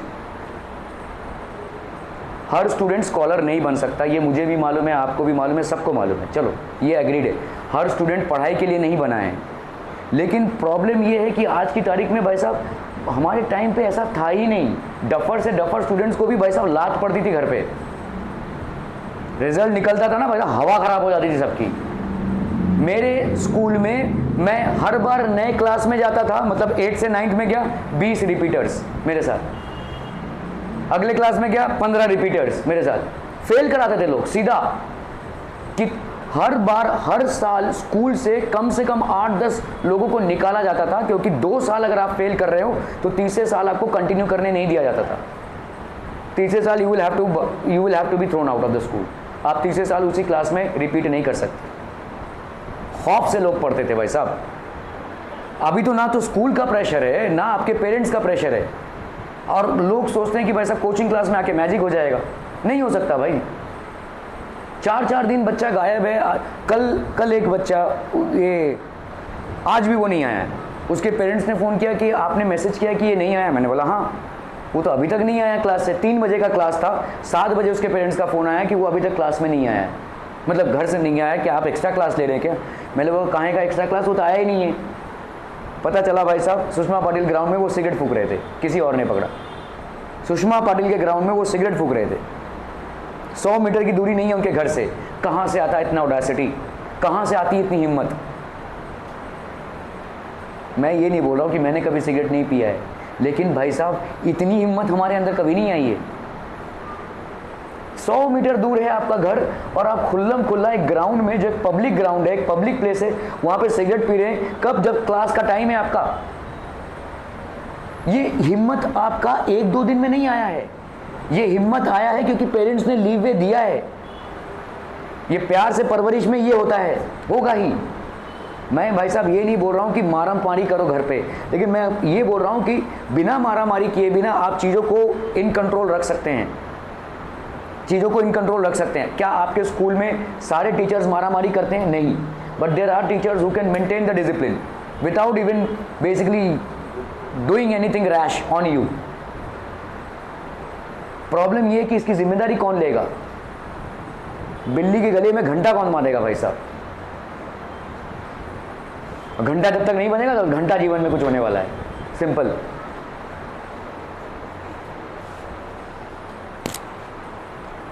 मेरे पास लोग आते हैं, ये इसका रिजल्ट अच्छा नहीं आ रहा है। भाई साहब कहाँ से आएगा? तुम्हारा बच्चा आधा दिन आता नहीं है। और मेरे पास ना भाई साहब एक एक चीज़ का डाइसेक्शन है, एक एक चीज़ का। कितना होमवर्क मैंने दिया है, कितना होमवर्क तुमने अटेम्प्ट किया है, जो जो क्लास में मैंने चैप्टर के टेस्ट लिए उसमें तुम्हारा स्कोर्स कितना आया है, सब कुछ कच्चा चिट्ठा पूरा है। आओ खड़े हो भाई साहब। तुम्हारे बच्चे को मैं 1.5 घंटे पढ़ाता हूँ ना, मैं तुम्हारे साथ कम से कम 4 घंटे का आर्ग्यूमेंट कर सकता हूँ और कन्विंस कर दूंगा कि तुम्हारी सोच गलत है, तुम्हारा बच्चा कर ही नहीं सकता है।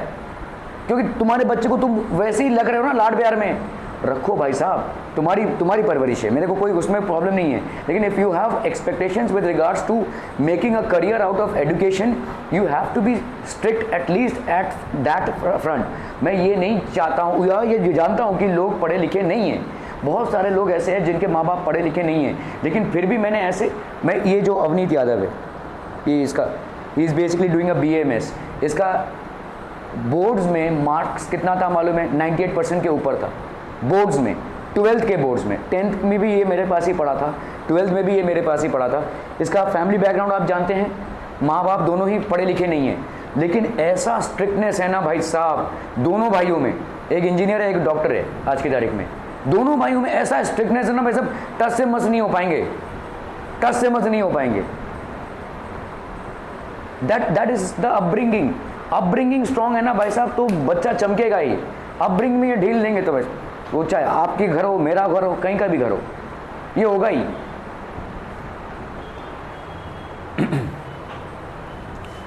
सच as protons and electrons, all these rotate along with the earth. अभी देखो हमने क्या बोला कि इन्होंने, ये विलियम गिलबर्ट ने क्या बोला कि ये अर्थ है भाई साहब, अर्थ के अंदर एक बार मैग्नेट है, ठीक है। कहाँ से आया कैसे आया ये नहीं मालूम, लेकिन भाई साहब हमको प्रॉपर्टीज दिख रही हैं तो ये बार मैग्नेट है। लेकिन लॉजिक ये बोलता है कि अर्थ के कोर के टेम्परेचर्स इतने हाई हैं, they are so super high that magnetism will, अगर कोई बार मैग्नेट रहेगा भी तो अपनी प्रॉपर्टी को रिटेन नहीं कर पाएगा, it will not be able to retain its properties. तो इसका मतलब कुछ दूसरा होगा। तो प्रोफेसर अभी ये सारी चीजें हम सजेस्ट ही क्यों कर रहे हैं, वाई आर वी सजेस्टिंग, और प्रूफ क्यों नहीं है? हाँ नहीं, डिफाइन नहीं है, प्रूफ, साइंस मतलब प्रूफ भाई साहब, है ना। अतरंगी बातें करोगे तो साइंस बिलीव नहीं करेगा, है ना। What, so you are saying that you don't have a proof, why don't you have a proof? हाँ क्या क्या बोल रहे हो? With respect to time changes, नहीं नहीं, मैं आपको ये बोल रहा हूं, या आपको दिख रहा है कि अर्थ के मैग्नेटिज्म की प्रॉपर्टीज मिल रही हैं हमको। किसी बार मैग्नेट को हमने सस्पेंड किया, वो भाई साहब अपने आप को नॉर्थ साउथ में एडजस्ट कर रहा है, ठीक है। तो इसका मतलब अर्थ के अंदर कोई ना कोई तो मैग्नेटिक फिनोमिना है, वो अभी बार मैग्नेट है कि क्या है हमको नहीं मालूम, लेकिन मैग्नेट तो है, ठीक है। तो इसका कोई प्रूफ क्यों नहीं मिल रहा है हमको? वाई वाई बोलो बोलो। अरे बहुत सिंपल सा सादा सा सवाल पूछ रहा हूँ आपको। हाँ वहाँ तक नहीं जा सकते भाई साहब, हम वहाँ तक हम नहीं जा सकते, वहाँ तक जाएंगे खोल के चुरमुरा हो जाएंगे भाई साहब। कोर सेंटर ऑफ अर्थ इतना, आप भाई साहब 10 फीट का गड्ढा खोद लो, एक इंसान से गड्ढा खोदो मर जाएगा वो, इतना ज़्यादा गर्म है, ठीक है। सो उतना नीचे कौन जाएगा भाई साहब? आप अभी तक हम पहुंच ही नहीं पाए। We have not been able to reach the core of the earth, we can just imagine what is there, हम सिर्फ ये इमेजिन कर सकते हैं, ठीक है। वी हैव नॉट, हम जा ही नहीं सकते वहाँ तक, ठीक है। So we have not been able to, such as proton. तो यहाँ पे सारी जितनी भी आपको मिल रही है, यहाँ पे थियरीज मिल रही हैं, ये हो रहा होगा भाई साहब इसके वजह से ये है। तो we do not have a practical picture of what is happening inside the core of the earth. These are just propagated theories because we have not been able to reach that deep. Clear है, समझ में आ रहा है? ये वहां तक हम नहीं जा पा रहे हैं, ये that is the correct thing. Every substance is made up of charged particles, protons, electrons, as these particles rotate along with the earth they cause, तो हर चीज भाई साहब आपका प्रोटॉन्स इलेक्ट्रॉन से बना हुआ है। अभी अर्थ के अंदर खौलता हुआ लावा है, उसमें मेटल्स भी हैं, नॉन मेटल्स भी है, सारी चीजें हैं भाई साहब। तो अर्थ भाई साहब घूम रहा है और बहुत स्पीड से घूम रहा है भाई साहब, ठीक है। आप भाई साहब आराम से बैठे हुए हैं, आपकी स्पीड आपको नहीं मालूम है, आपकी speed approximately 1100 miles per hour है। You understand this? 1100 miles per hour से आप घूम रहे हैं बैठे बिठाए, कहीं आप किसी गाड़ी में नहीं बैठे, यहाँ पे बैठे हुए हैं और इतना भना भन घूम रहा है, ये हमको मालूम नहीं है, ठीक है। We are not aware of this. Such is, हम आज तक कोई ऐसी गाड़ी या एरोप्लेन नहीं बना पाए जो स्पीड के इक्विवेलेंट हो। सोचिए, ऐसा कोई गाड़ी या आपने कोई एरोप्लेन या कोई जेट प्लेन नहीं बनाया जो स्पीड के इक्विवेलेंट हो। 1100 माइल्स पर आवर भर भर भर भर भर भर घूम रहा है भाई साहब, ठीक है।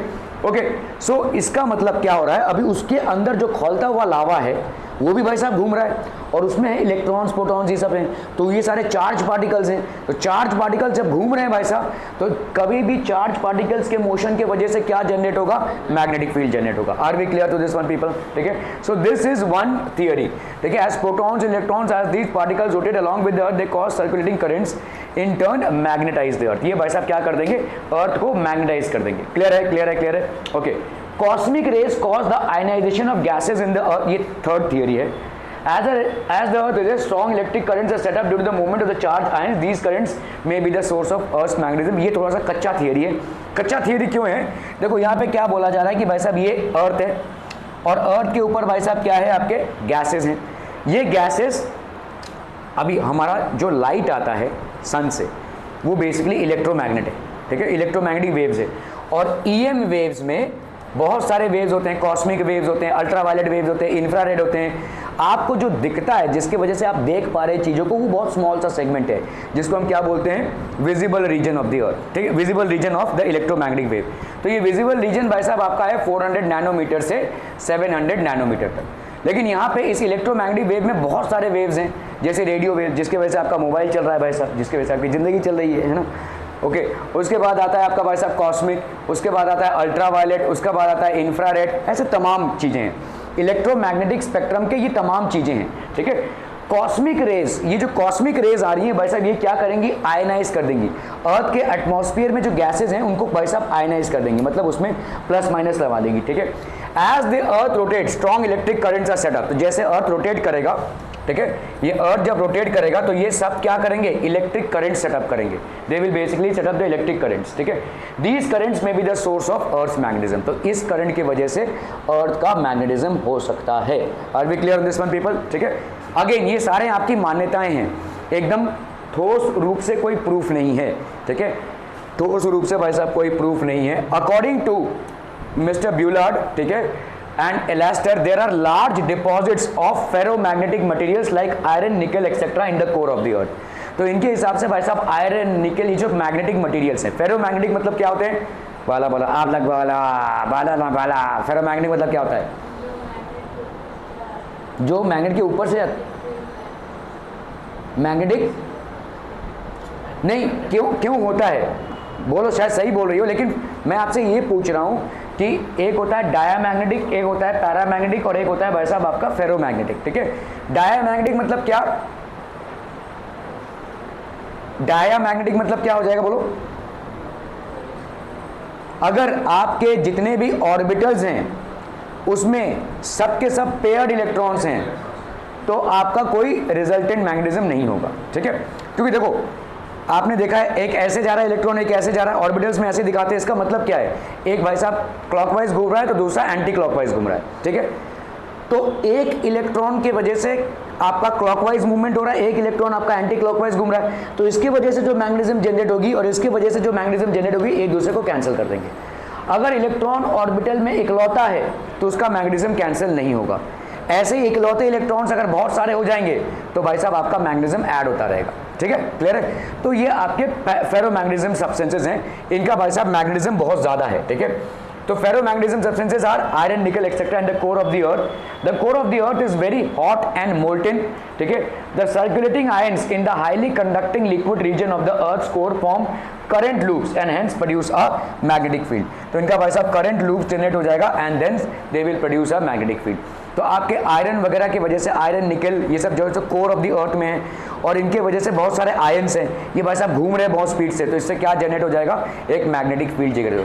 Eight present this hypothesis seems the most probable because our moon which has no molten core has no magnetic field. तो आपका ये सही है, क्यों सही है, क्योंकि मून में कोई मैग्नेटिक फील्ड नहीं है। ऐसे बहुत सारे और भी प्लैनेट्स हैं जिनमें मैग्नेटिक फील्ड नहीं है, सब प्लैनेट्स में मैग्नेटिक फील्ड नहीं है, ठीक है।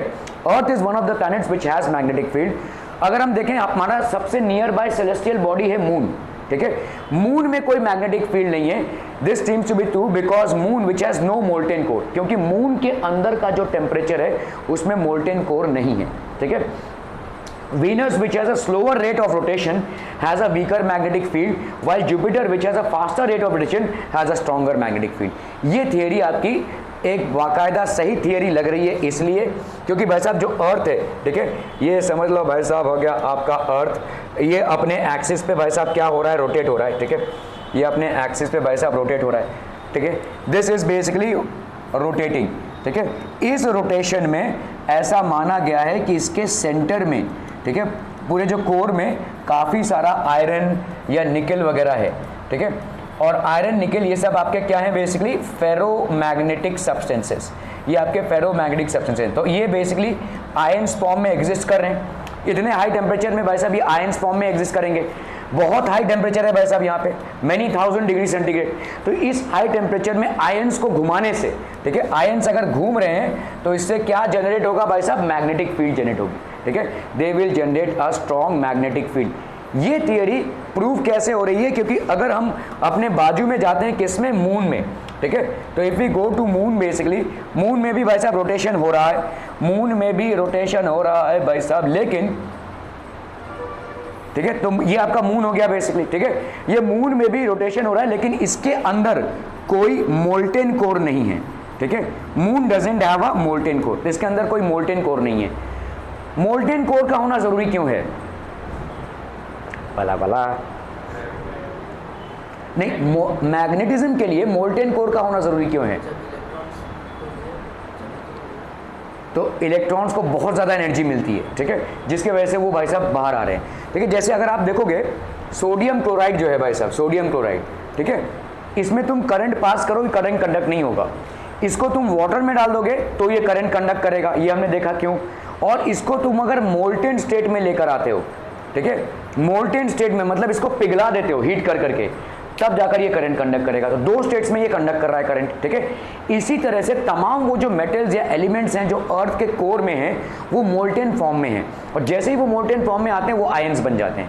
मोल्टेन फॉर्म में ही आयंस बनेंगे और ये आयंस घूम रहे हैं। तो आप देखो यहाँ पे इसके साथ अर्थ के साथ मून की सिमिलरिटी क्या है भाई साहब, मून भी घूम रहा है, अर्थ भी घूम रहा है ना भाई। लेकिन मून में मैग्नेटिक फील्ड नहीं है, मैग्नेटिक फील्ड नहीं है। अर्थ में भाई साहब मैग्नेटिक फील्ड है, ठीक है। क्यों?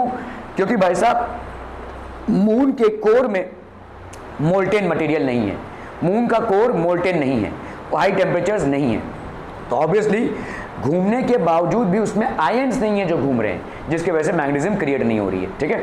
अभी हम आते हैं भाई साहब वीनस पे, ठीक है। सो वीनस इज व्हाट, वीनस का जो रोटेशन स्पीड है वो थोड़ा सा आपका क्या है भाई साहब, स्लो है, ठीक है। तो थोड़ा सा आपको मालूम होना चाहिए हमारा जो रोटेशन है वीनस में उल्टा टाइप का है, ठीक है।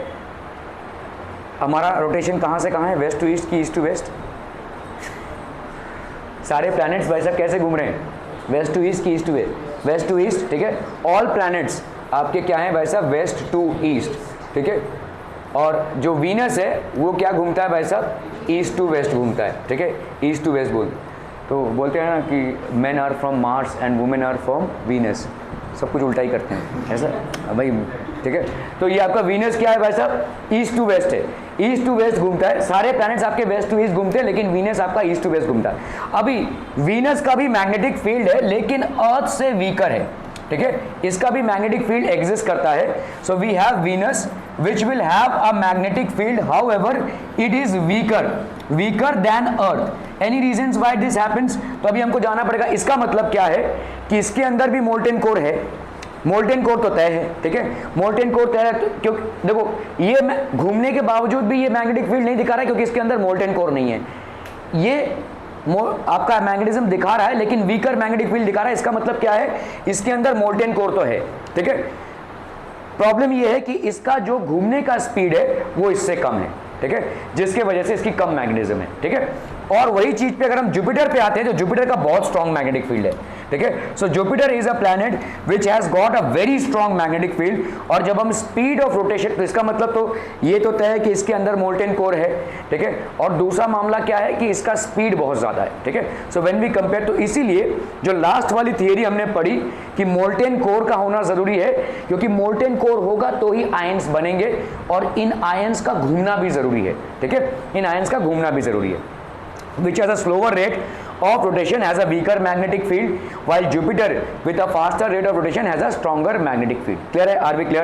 The changes in the Earth's magnetic field are so complicated and irregular that the exact cause of Earth's magnetism is yet to be known. ठीक है, इतने भाई साहब कॉम्प्लिकेटेड हैं कि आज की तारीख में भी इतना एडवांस नॉलेज साइंस में होने के बावजूद भी we are not able to locate और प्रोपोगेट कि अर्थ का मैग्नेटिक फील्ड कैसा है, ठीक है। लेकिन हम एक अनुमान तरीके से काम कर सकते हैं, लेकिन हम ये एग्जैक्टली नहीं जानते कि अर्थ का मैग्नेटिक फील्ड किस वजह से है, ठीक है। Are we clear on this one people? समझ में आ रहा है, ठीक है।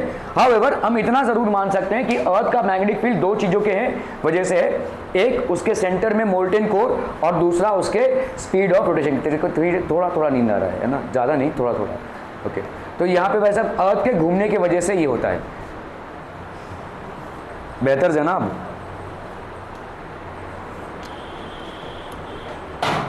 अच्छा,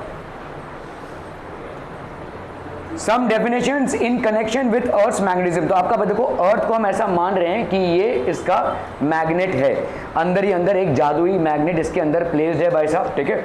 और ये हो गया आपका इक्वेटर, ठीक है। ये देखो देखो यहाँ पे क्या दिया है, ये ज्योग्राफिकल एक्सिस दिख रहा है, मतलब ये ज्योग्राफिकल नॉर्थ और साउथ पोल है। और आपका मैग्नेट का एक्सिस कितने इंक्लिनेशन पे है, 20 डिग्री से 20 डिग्री के इंक्लिनेशन पे है, ठीक है। तो ये वाला जो एंगल है वो कितने का है भाई साहब, आपका 20 डिग्री का है, ठीक है। क्लियर है, समझ में आ रहा है? तो अर्थ के एक्चुअल एक्सिस पे और मैग्नेटिक एक्सिस में डिफरेंस कितने का है भाई साहब, 20 डिग्री का है, ठीक है। So this is the geographical axis of rotation. इस पे भाई साहब अर्थ ऐसे ऐसे घूम रहा है, ठीक है।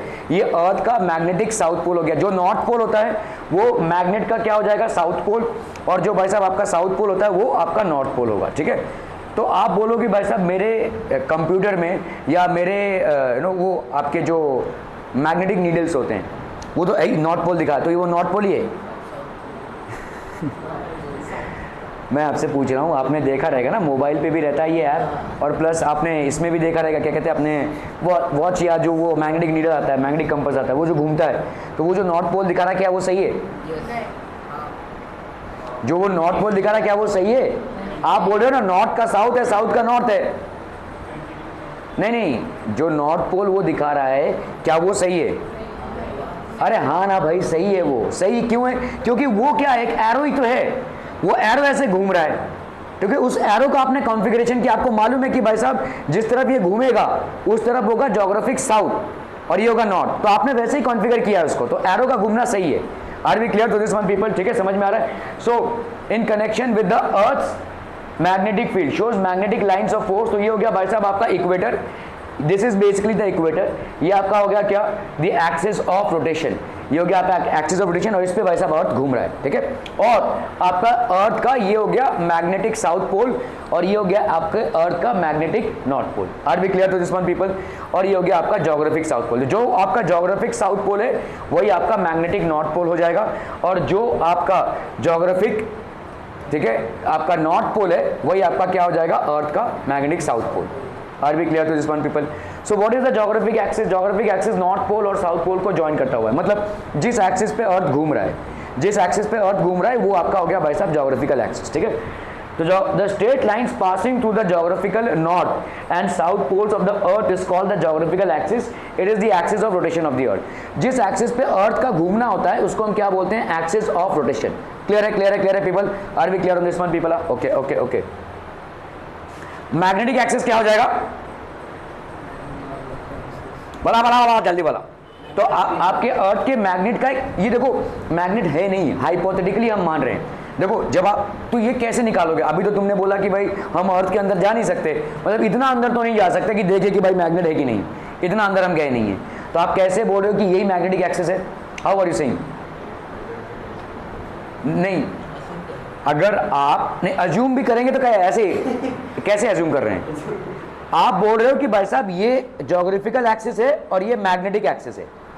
You have not gone and seen how the magnet is placed if it exist, लेकिन आप कैसे इसको बोल रहे हैं? How are you saying?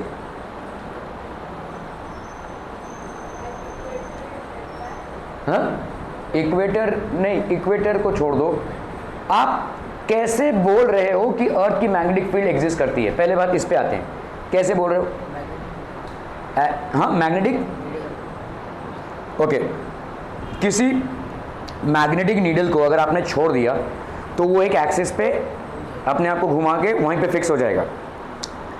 हमको यहाँ पे नॉर्थ और साउथ पोल मालूम है, तो नॉर्थ और साउथ पोल के साथ उसका हमारा एंगल दिख रहा है 20 का, इसीलिए हम बोल रहे हैं अर्थ का मैग्नेटिक एक्सिस ज्योग्राफिक एक्सिस के साथ 20 डिग्री का एंगल बना रहा है, ठीक है। ये हम ऊपर ही ऊपर से बोल दे रहे हैं, हमको नीचे जाने की जरूरत नहीं है, ठीक है। हमारा मैग्नेटिक नीडल जो है या मैग्नेटिक कंपास जो है वो जिस डायरेक्शन में अपने आप को एडजस्ट कर रहा है हमारे geographical axis of north south pole से, वो एंगल कितने का है? 20 डिग्री का है। ये ऊपर से ही हम बता सकते हैं, हमको नीचे खुदाई करके जाने की जरूरत नहीं है। क्लियर है? Are we clear on this one people? ठीक है, okay. So magnetic axis, the straight line passing through the magnetic north and south poles of the earth is called the magnetic axis, ठीक है। Magnetic north and south pole, the magnetic axis of the earth makes nearly 20 degrees with the geographic axis. At present the magnetic south pole is located to a point in North Canada at a latitude of 70.959 north and longitude of 96 degree west. latitude और longitude भाई साहब अर्थ को जिस तरह से हम divide करते हैं, ये पोजिशंस हैं, जीपीएस है बेसिकली, ठीक है। और the magnetic north pole is located diametrically opposite to south at a latitude of this much and a longitude of this. The magnetic poles are nearly 2000 kilometer away from the geographic poles. तो जैसे आपने देखा भाई साहब geographic पोल से 2000 kilometre अंदर तरफ, ठीक है। ये ज्योग्राफिक पोल है नॉर्थ और साउथ पोल, इसके 2000 किलोमीटर अंदर है आपके magnetic north and south poles, ठीक है। Magnetic equator, It is a great circle on perpendicular to the magnetic axis. ठीक है, it is a great circle on the earth perpendicular to the magnetic axis. Magnetic meridian, meridians क्या होते हैं भाई साहब? आपके ये जो डिविजन्स होते हैं देखो, ठीक है, आपका प्राइम मेरिडियन होता है. मेरिडियन मतलब आपने ग्लोब को ऐसे डिवाइड किया हुआ है ना लॉन्गिट्यूड से, तो ऐसा मैग्नेटिक मेरिडियन भी है. ठीक है, the vertical plane passing through the magnetic axis of a freely suspended small magnet is called the magnetic meridian. The earth's magnetic field acts in the direction of the magnetic meridian. Geographic meridian, the vertical plane passing through the geographic north and south poles is called geographic meridian. इसको हम भाई साहब geographic meridian बोलेंगे. ठीक है, okay. Elements of earth's magnetic field. Elements of earth's magnetic field. The earth's magnetic field at a place can be completely described by three parameters which are the elements of earth's magnetic field. क्या क्या है भाई साहब?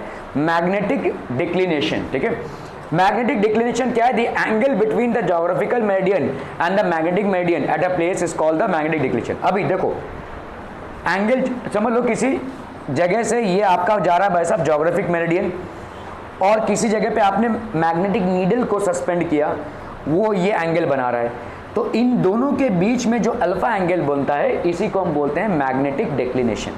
ठीक है, एक जगह से जो आपका नॉर्थ और साउथ पोल का एक्चुअल इंक्लिनेशन है और मैग्नेटिक मेरिडियन, इन दोनों के बीच में जो एंगल बनता है उसको हम बोलते हैं मैग्नेटिक डिक्लिनेशन. ठीक है, so the angle between the geographical meridian and the magnetic meridian at a place is called the magnetic declination eight that place. ठीक है, ये हो जाएगा आपका magnetic declination. Magnetic declination arises because the magnetic axis of the earth do not coincide with the geographic axis. तो magnetic axis और geographic axis में हमने पहले ही देखा है कि भाई साहब 20 डिग्री का फर्क है. तो कहीं पे भी किसी भी जगह पे आप जाओगे तो दोनों में कुछ ना कुछ तो फर्क आपको दिख ही जाएगा. ठीक है, To determine magnetic declination, set up the compass needle that is free to rotate in a horizontal plane. आपने compass needle को set किया, वो free to rotate है.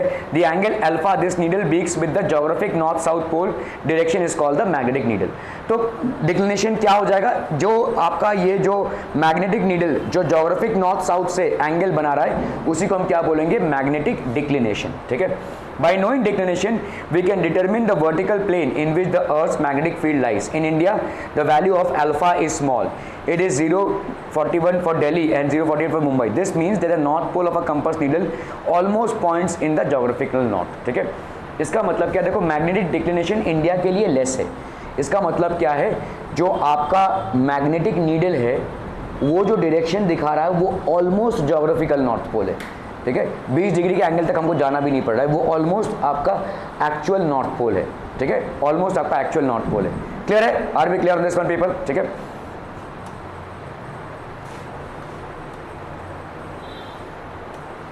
So let's say this is basically what, ये आपका magnetic needle है, ये आपका ज्योग्राफिकल मेरिडियन है, ये आपका हो गया मैग्नेटिक मेरिडियन. इन दोनों के बीच में जो एंगल आता है इसको हम क्या बोलते हैं? डेक्लिनेशन. एंगल ऑफ डिप और magnetic inclination, the angle made by the earth's total magnetic field B. तो आपका टोटल अर्थ का मैग्नेटिक फील्ड कितना है भाई साहब? B. With the horizontal direction in the magnetic meridian is called the angle of dip at that place. ठीक है, तो एंगल ऑफ डिप क्या हो जाएगा भाई साहब? एंगल ऑफ डिप को हम लिखेंगे भाई साहब delta. The angle made by the earth's total magnetic field. तो अर्थ का जो मैग्नेटिक फील्ड है जो horizontal direction in the magnetic meridian is called the magnetic dip at that place. Horizontal direction से जो एंगल बनाता है, हॉरिजॉन्टल डायरेक्शन में तो समझ लो ये हॉरिजॉन्टल डायरेक्शन है. ठीक है, तो अर्थ का मैग्नेटिक फील्ड जो हॉरिजॉन्टल डायरेक्शन से एंगल बनाता है उसको हम बोलेंगे क्या? एंगल ऑफ डिप और मैग्नेटिक इंक्लिनेशन. डिक्लिनेशन क्या हो जाएगा? ज्योग्राफिक मेरिडियन और मैग्नेटिक मेरिडियन में जो एंगल बनता है उसको हम बोलते हैं एंगल ऑफ डिक्लिनेशन. और हॉरिजॉन्टल से मैग्नेटिक अर्थ का मैग्नेटिक फील्ड का जो एंगल बनता है उसको हम बोलेंगे एंगल ऑफ डिप और एंगल ऑफ इंक्लिनेशन और मैग्नेटिक इंक्लिनेशन. ठीक है, the angle of dip is different at different places on the surface of the earth. Consider a dip needle which is just another compass needle but pivoted horizontally. तो pivoted horizontally है, dip needle है भाई साहब, ऐसे घूमते घूमते आ जाएगा. Just another compass needle. This is just another compass needle but pivoted horizontally so that it is free to rotate in a vertical plane coinciding with the magnetic meridian. It orients itself so that its north pole finally points exactly in the direction of the Earth's total magnetic field. The angle between the horizontal and the final direction of the dip needle gives the angle of dip at the given location. As the magnetic equator, magnetic equator में, magnetic equator, geographical equator नहीं, magnetic equator. देखिए magnet का meridian हो गया एक north south पोल और उसके directly 90 degree पे होगा मैग्नेटिक इक्वेटर, ठीक है। At the magnetic equator, the dip needle rests horizontally so that the angle of dip is zero at the magnetic equator. तो अगर आपने भाई साहब मैग्नेटिक नीडल को किस में रखा, मैग्नेटिक इक्वेटर पे रखा, तो वो हॉरिजॉन्टल हो जाएगा, ठीक है। The dip needle rests vertically at the magnetic pole, so the angle of dip is 90 degree at the magnetic poles. At the other places, the dip angle lies between 0 to 90, ठीक है। Horizontal component of earth's magnetic field, component मतलब समझते हैं ना भाई साहब, समझ लो ये कोई आपका वेक्टर है ए, इसका ये हो गया हॉरिजॉन्टल कंपोनेंट और ये हो गया आपका vertical component. Supposedly let's say अगर मैं बोलूँ ये वेक्टर ए है, तो ये अगर थीटा है तो ये ए कॉस थीटा हो जाएगा क्या भाई साहब, हॉरिजॉन्टल कंपोनेंट, और ए साइन थीटा हो जाएगा आपका वर्टिकल कंपोनेंट, ठीक है। सो it is the component of Earth's total magnetic field in the horizontal direction in the magnetic meridian. If delta is the angle of dip at any place, then horizontal component of the Earth's place, ठीक है, will be how much? Delta भाई साहब अगर angle of dip है तो अगर समझ लो भाई साहब आपका, देखो मैग्नेटिक फील्ड का हॉरिजॉन्टल से, अर्थ का हॉरिजॉन्टल और मैग्नेटिक फील्ड, ये जो एंगल बनता है इसको हम बोलते हैं एंगल ऑफ डिप, ठीक है। So if delta is the angle of dip at any place, तो ये समझ लो अर्थ का हॉरिजॉन्टल है और यहाँ पे भाई साहब मैग्नेटिक मेरिडियन है, ठीक है। तो मैग्नेटिक फील्ड है अर्थ का यहाँ पे और ये हॉरिजॉन्टल है और ये जो एंगल बन रहा है डेल्टा, इसको हम क्या बोलेंगे, एंगल ऑफ डिप, ठीक है। तो एंगल ऑफ डिप तो समझ लो भाई साहब ये आपका, ये हॉरिजॉन्टल है, ये आपका मैग्नेटिक फील्ड है, मैग्नेटिक फील्ड भाई साहब ये जो डेल्टा बना रहा है, तो ये हो गया आपका क्या, this is known as angle of dip, ठीक है, एंगल ऑफ डिप, समझ में आता हम, ठीक है। तो ये हो गया आपका magnetic field, this is earth का magnetic field at a particular point, और ये हो गया आपका हॉरिजॉन्टल। क्या हुआ, बहुत डिस्टर्ब हो रहा है, नहीं ना, ओके। तो this is basically the horizontal, okay, clear है। तो अर्थ के मैग्नेटिक फील्ड से जो आपके हॉरिजॉन्टल का एंगल बनता है उसको हम क्या बोलेंगे, डिप। तो अगर मैं इसका कंपोनेंट इधर निकालूं तो ये क्या हो जाएगा, बी कॉस डेल्टा, है कि नहीं, और अगर मैं इधर निकालूं तो क्या हो जाएगा भाई साहब इसका, बी साइन डेल्टा, है ना भाई साहब। आज भी विसर्जन है क्या भाई साहब, और कितने दिन चलेगा विसर्जन आज?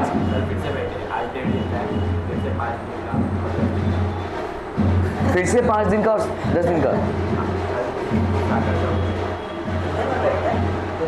ओके चलिए, okay. So it is the component of the Earth's total magnetic field in the horizontal direction.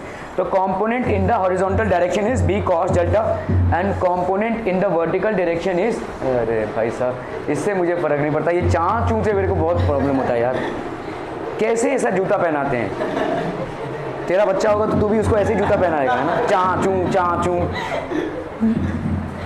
Okay. B sin delta, कितना इरिटेटिंग है भाई साहब ये नॉइज, एकदम दिमाग के तार के अंदर जाता है, ओके। तो आपका भाई साहब बी एच हो गया बी कॉस डेल्टा, ठीक है, B cos delta at the magnetic equator, magnetic equator में भाई साहब डेल्टा की वैल्यू क्या हो जाएगी, 0, ठीक है। बी एच क्या हो जाएगा भाई साहब, बी एच मतलब हॉरिजॉन्टल, ये हो जाएगा क्या, B H will be equal to B cos delta, ठीक है। और आपका भाई साहब बी वर्टिकल क्या हो जाएगा, बी साइन डेल्टा, ठीक है। B H is equal to B cos delta, ठीक है। At magnetic poles delta is equal to 90 degree, so B H कितना हो जाएगा, B cos 90, that will be equal to 0, ठीक है। Thus B H is different at different places on the surface of the earth. क्या ये समझा भाई साहब, देखो आपने सीलिंग से, ये सीलिंग से हमने क्या निकाला भाई साहब, क्या डाला, मैग्नेटिक नीडल, घर, लाइट, मैग्नेटिक नीडल, इस सीलिंग से हमने क्या सस्पेंड किया भाई साहब, एक मैग्नेटिक नीडल, ठीक है। ये अपने आप को भाई साहब घुमाते हुए किस में एडजस्ट करेगा, ज़्यादा ही तुम लोग इसको परेशान कर रहे हो, ये गलत है ना भाई साहब। कौन है बता, नाम बता, ओ कौन है ये, देवजीत कौन है, नाम बता तू, बस 1 घंटा रोक ही लूंगा उसको, जीवन है, उसको उधर बिठा देता हूँ ना भाई साहब 1 घंटे के लिए, ओके। तो आपने एक मैग्नेट को यहाँ पे सस्पेंड किया है फ्रीली, घूमते घूमते भाई साहब एक जगह पे एडजस्ट हो जाएगा, ठीक है। ये जो एडजस्ट हुआ ये क्या हो गया, अर्थ का मैग्नेटिक फील्ड हो गया, ठीक है। अर्थ के मैग्नेटिक फील्ड के हिसाब से वो भाई साहब एडजस्ट हो गया, ठीक है, ओके। तो आप अगर यहाँ पे, ये आपका ज्योग्राफिक मेरिडियन है, ज्योग्राफिक मेरिडियन, देखो इन चीज़ों को समझ लो क्योंकि इन पे सवाल बनेंगे, और अक्सर लोग इस पे कंफ्यूज होते हैं, लेकिन बहुत ही सिंपल सा कॉन्सेप्ट है।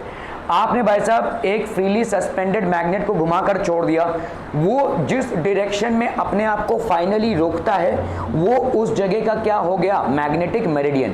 ठीक है, वो हो गया उस जगह का मैग्नेटिक मेरिडियन। ठीक है, तो आपका भाई साहब ये हो गया, देखो मैग्नेटिक फील्ड, ये हो गया मैग्नेटिक फील्ड। ठीक है, मैग्नेटिक मेरिडियन होता है कि भाई साहब एक हो गया आपका मैग्नेटिक, तो मैग्नेटिक मेरिडियन मतलब हॉरिजॉन्टल। ठीक है, ये ऐसे इसने एडजस्ट किया और ये आपका हॉरिजॉन्टल है यहाँ पे, देखो दिस इज हॉरिजॉन्टल। ठीक है, तो ये हो गया आपका मैग्नेटिक मेरिडियन। इसके साथ जो एंगल बनता है उसको हम क्या बोलेंगे, एंगल ऑफ डिप। क्लियर है, समझ में आ रहा है? ओके। और ज्योग्राफिक मेरिडियन के साथ मैग्नेटिक फील्ड का, ठीक है, ये वाला मैग्नेटिक मेरिडियन है और ये ज्योग्राफिक मेरिडियन है, इनके बीच में जो एंगल बनता है वो होता है क्या, अल्फा। क्या ये समझ में आ रहा है भाई साहब? देखो देखो देखो भाई साहब, इसको समझ लो, इस पे सवाल बनेंगे। ठीक है, इस पे सवाल बनेंगे।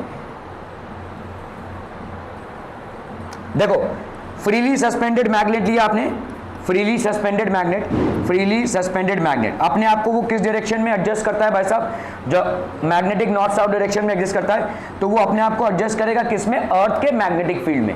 ठीक है, this is basically direction of earth's magnetic field.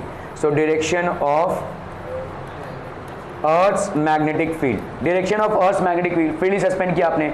Okay, चलिए अभी भाई साहब आपका एक होता है मैग्नेटिक मेरिडियन, तो इस मैग्नेटिक फील्ड का मैग्नेटिक, उस जगह के मैग्नेटिक मेरिडियन से जो एंगल बनता है, या हॉरिजॉन्टल, मैग्नेटिक मेरिडियन को हम हॉरिजॉन्टल भी बोलते हैं। ठीक है, तो उस हॉरिजॉन्टल से जो एंगल बनता है उसको हम क्या बोलेंगे, एंगल ऑफ डिप। ठीक है, this will be known as angle of dip. ठीक है, ओके। अभी हर जगह का एक ज्योग्राफिकल मेरिडियन होगा और एक मैग्नेटिक मेरिडियन होगा। ठीक है, हर जगह का भाई साहब आपका एक ज्योग्राफिकल मेरिडियन मतलब क्या, हाँ असली का नॉर्थ साउथ नहीं, हाँ असली का नॉर्थ मतलब जिस एक्सिस पे अर्थ घूम रहा है। ठीक है, असली का नॉर्थ साउथ भी बोल सकते हैं हम, जिस एक्सिस पे आपका भाई साहब अर्थ घूम रहा है। हाँ, ले देकर वही बात हुई ना भाई साहब, असली का नॉर्थ और साउथ। ठीक है, चलिए तो ज्योग्राफिक मेरिडियन आपका क्या हो जाएगा, जिस एक्सिस पे अर्थ घूम रहा है। ठीक है, तो ज्योग्राफिक मेरिडियन और मैग्नेटिक मेरिडियन के बीच में जो भाई साहब एंगल होता है उसको हम क्या बोलेंगे, this is known as declination. ठीक है, इस एंगल को हम क्या बोलेंगे, डिक्लिनेशन। क्लियर है, समझ में आ रहा है ये? Okay okay okay. तो relations between the elements of earth's magnetic field, तो आपका देखो 3 elements of the earth's magnetic field, delta आपका क्या हो गया, angle of dip at any place, किसी भी जगह का भाई साहब let's say angle of dip हो गया आपका delta. Then horizontal and vertical components क्या हो जाएंगे, horizontal component of earth's magnetic field is B cos delta, vertical component is how much, B sin delta. तो B V by B H, B sin delta upon B cos delta हो गया। समझ में आ रहा है भाई साहब? ठीक है, तो ये हो गया आपका B V by B H, कितना हो जाएगा आपका, टैन डेल्टा। ठीक है, this will be tan delta. और क्या बोल सकते हैं भाई साहब, बी एच का स्क्वायर प्लस बी वी का स्क्वायर, ये कितना हो जाएगा बोलो, बी एच का स्क्वायर मतलब कितना हो गया, B square cos square delta plus B square sin square delta.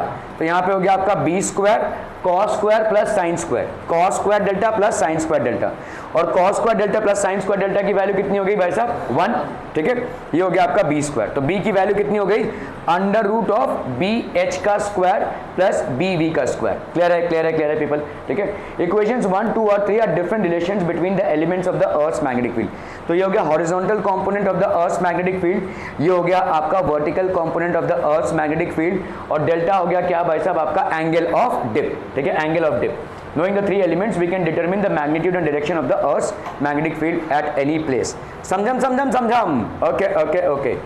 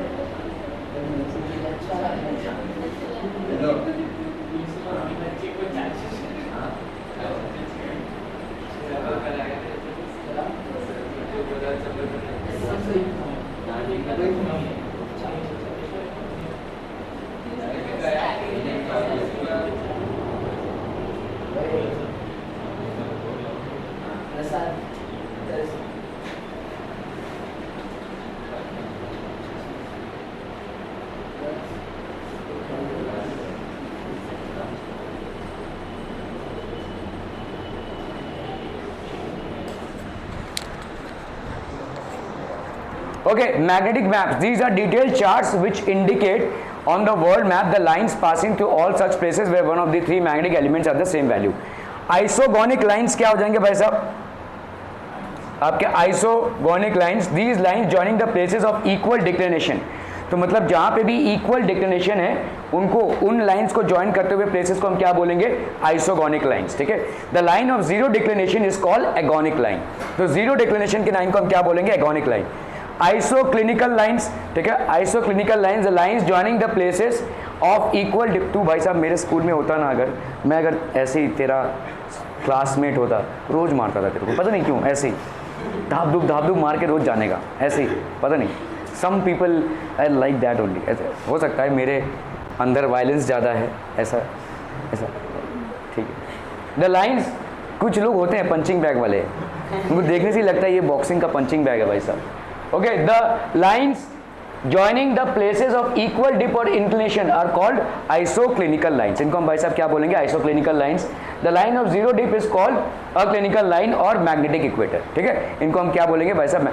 असल में ये जो ये फोरहेड पार्ट है ना, इसमें कोई चिंता की लाइन नहीं है, ये अच्छा है, इसीलिए शायद ऐसा लगता होगा कि अरे शायद जलन होती होगी, अरे मेरे को इतनी चिंता है, इसको क्यों नहीं है. Isodynamic lines, the lines joining the places having the same value of the horizontal component of Earth's magnetic field are called as isodynamic lines. Theory part है भाई साहब, थोड़ा सा याद कर लीजिएगा. ग्लोबल वेरिएशंस हैं ये. ठीक है. In the earth's magnetic field, the magnitude of the magnetic field on the earth surface is small, very small, which is to a tune of how much? 4 × 10⁻⁵ Tesla. Still smaller is the background field of our galaxy, the Milky Way, which is about 2 pt. ठीक है. If we assume that the Earth's magnetic field is due to dipole of this much located at its center, then the Earth's magnetic field will be less than 1 microtesla. ठीक है. At a distance of 5 times the radius of the Earth, that is about 32,000. Up to this distance, the magnetic field is entirely governed by the Earth. तो earth के ऊपर 32,000 kilometre तक. ठीक है. मतलब इसका मूल आपका मामला यही है कि 32,000 किलोमीटर तक मैग्नेटिक फील्ड भाई साहब सिर्फ और सिर्फ अर्थ की वजह से होता है. ठीक है. At a distance greater than 32,000 km, the pattern of the Earth's magnetic field gets severely distorted by solar wind. तो यहाँ पे भाई साहब सोलर विंड्स चलते रहते हैं. Now what are solar winds? We will understand. ठीक है. लेकिन अर्थ के ऊपर 32,000 किलोमीटर तक जितना भी आपको मैग्नेटिक पैटर्न्स दिख रहा है वो that is primarily due to Earth's magnetic field, not gravitational, magnetic. ठीक है. Okay. Solar wind causes ionization of the atmosphere near the magnetic poles of the Earth. This in turn causes beautiful displays of colors of high up in the sky and is known as the aura. ठीक है. इसको हम भाई साहब बोलेंगे aura. So let's say भाई साहब ये आपका solar wind होता क्या है? Let's quickly understand.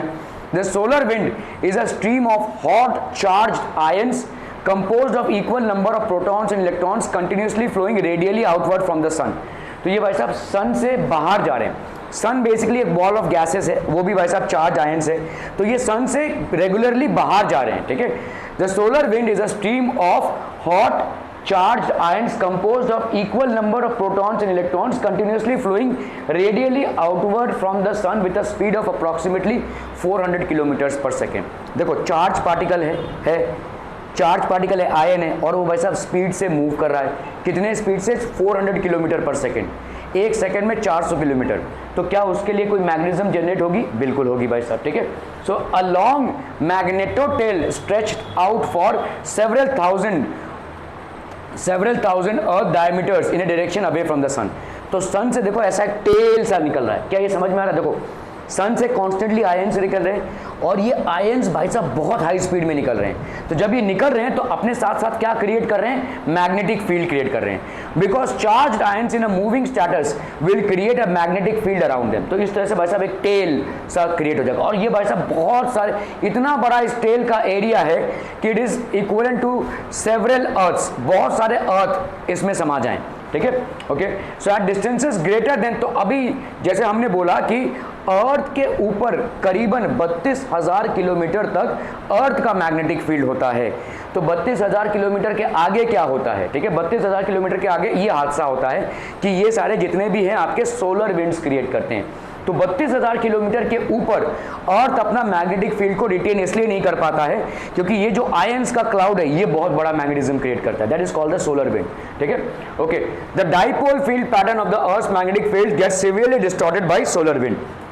तो अर्थ का जो डाइपोल पैटर्न होता है बिकॉज ऑफ अर्थ के अंदर जो मैग्नेट है, ठीक है, उसके वजह से डाइपोल क्रिएट होता है, ये बाहर के सोलर विंड से इंपैक्ट हो जाता है। तो 32,000 किलोमीटर तक हमको इस सोलर विंड का असर देखने को नहीं मिलता है, लेकिन 32,000 किलोमीटर के ऊपर जो सोलर विंड है वो अर्थ के मैग्नेटिक फील्ड को इंपैक्ट कर देती है। It is not able to retain its magnetic properties. Are we clear to this one people? हम समझ में आ रहा है?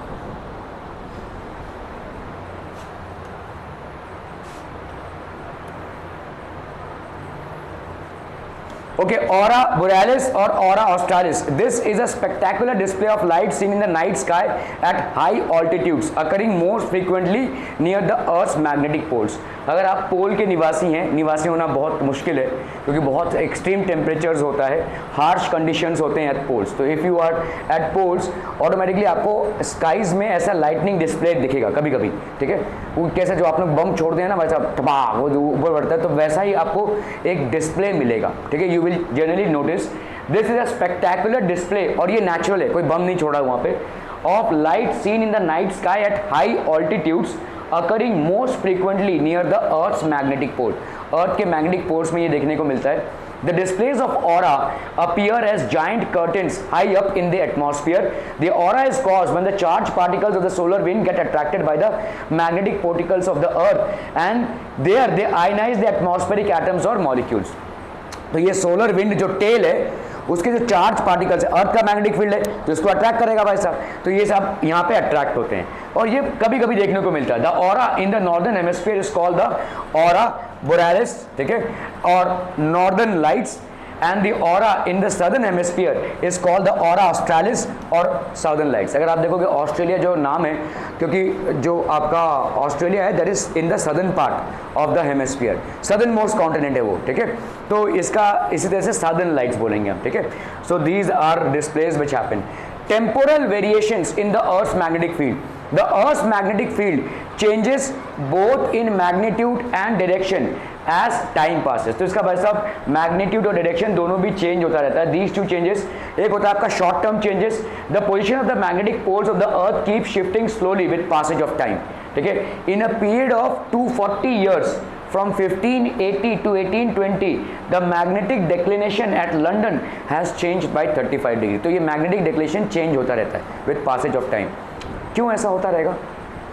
वही अर्थ है, वही ऐसे रोटेट कर रहा है भाई साहब, रिवॉल्व कर रहा है, क्यों ऐसा होता रहेगा? हाँ हाँ, वीक नहीं, ये एंगल क्यों चेंज हो रहा है? मैग्नेटिक डिप जो है, ये समझ में आ रहा है? देखो, मैग्नेटिक डिक्लिनेशन एक एंगल है, वो क्यों चेंज हो रहा है? हाँ बोलो.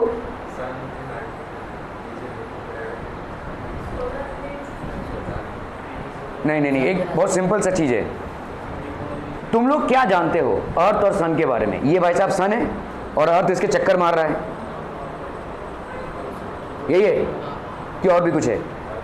और तो सन भी घूम रहा है, मतलब सन भी आगे जा रहा है ऐसे, ठीक है, और ये अर्थ भी ऐसे आगे जा रहा है. तो क्या अर्थ का ऑर्बिटल रेडियस या इंक्लिनेशन सन के कंपैरिजन में चेंज होता रहेगा?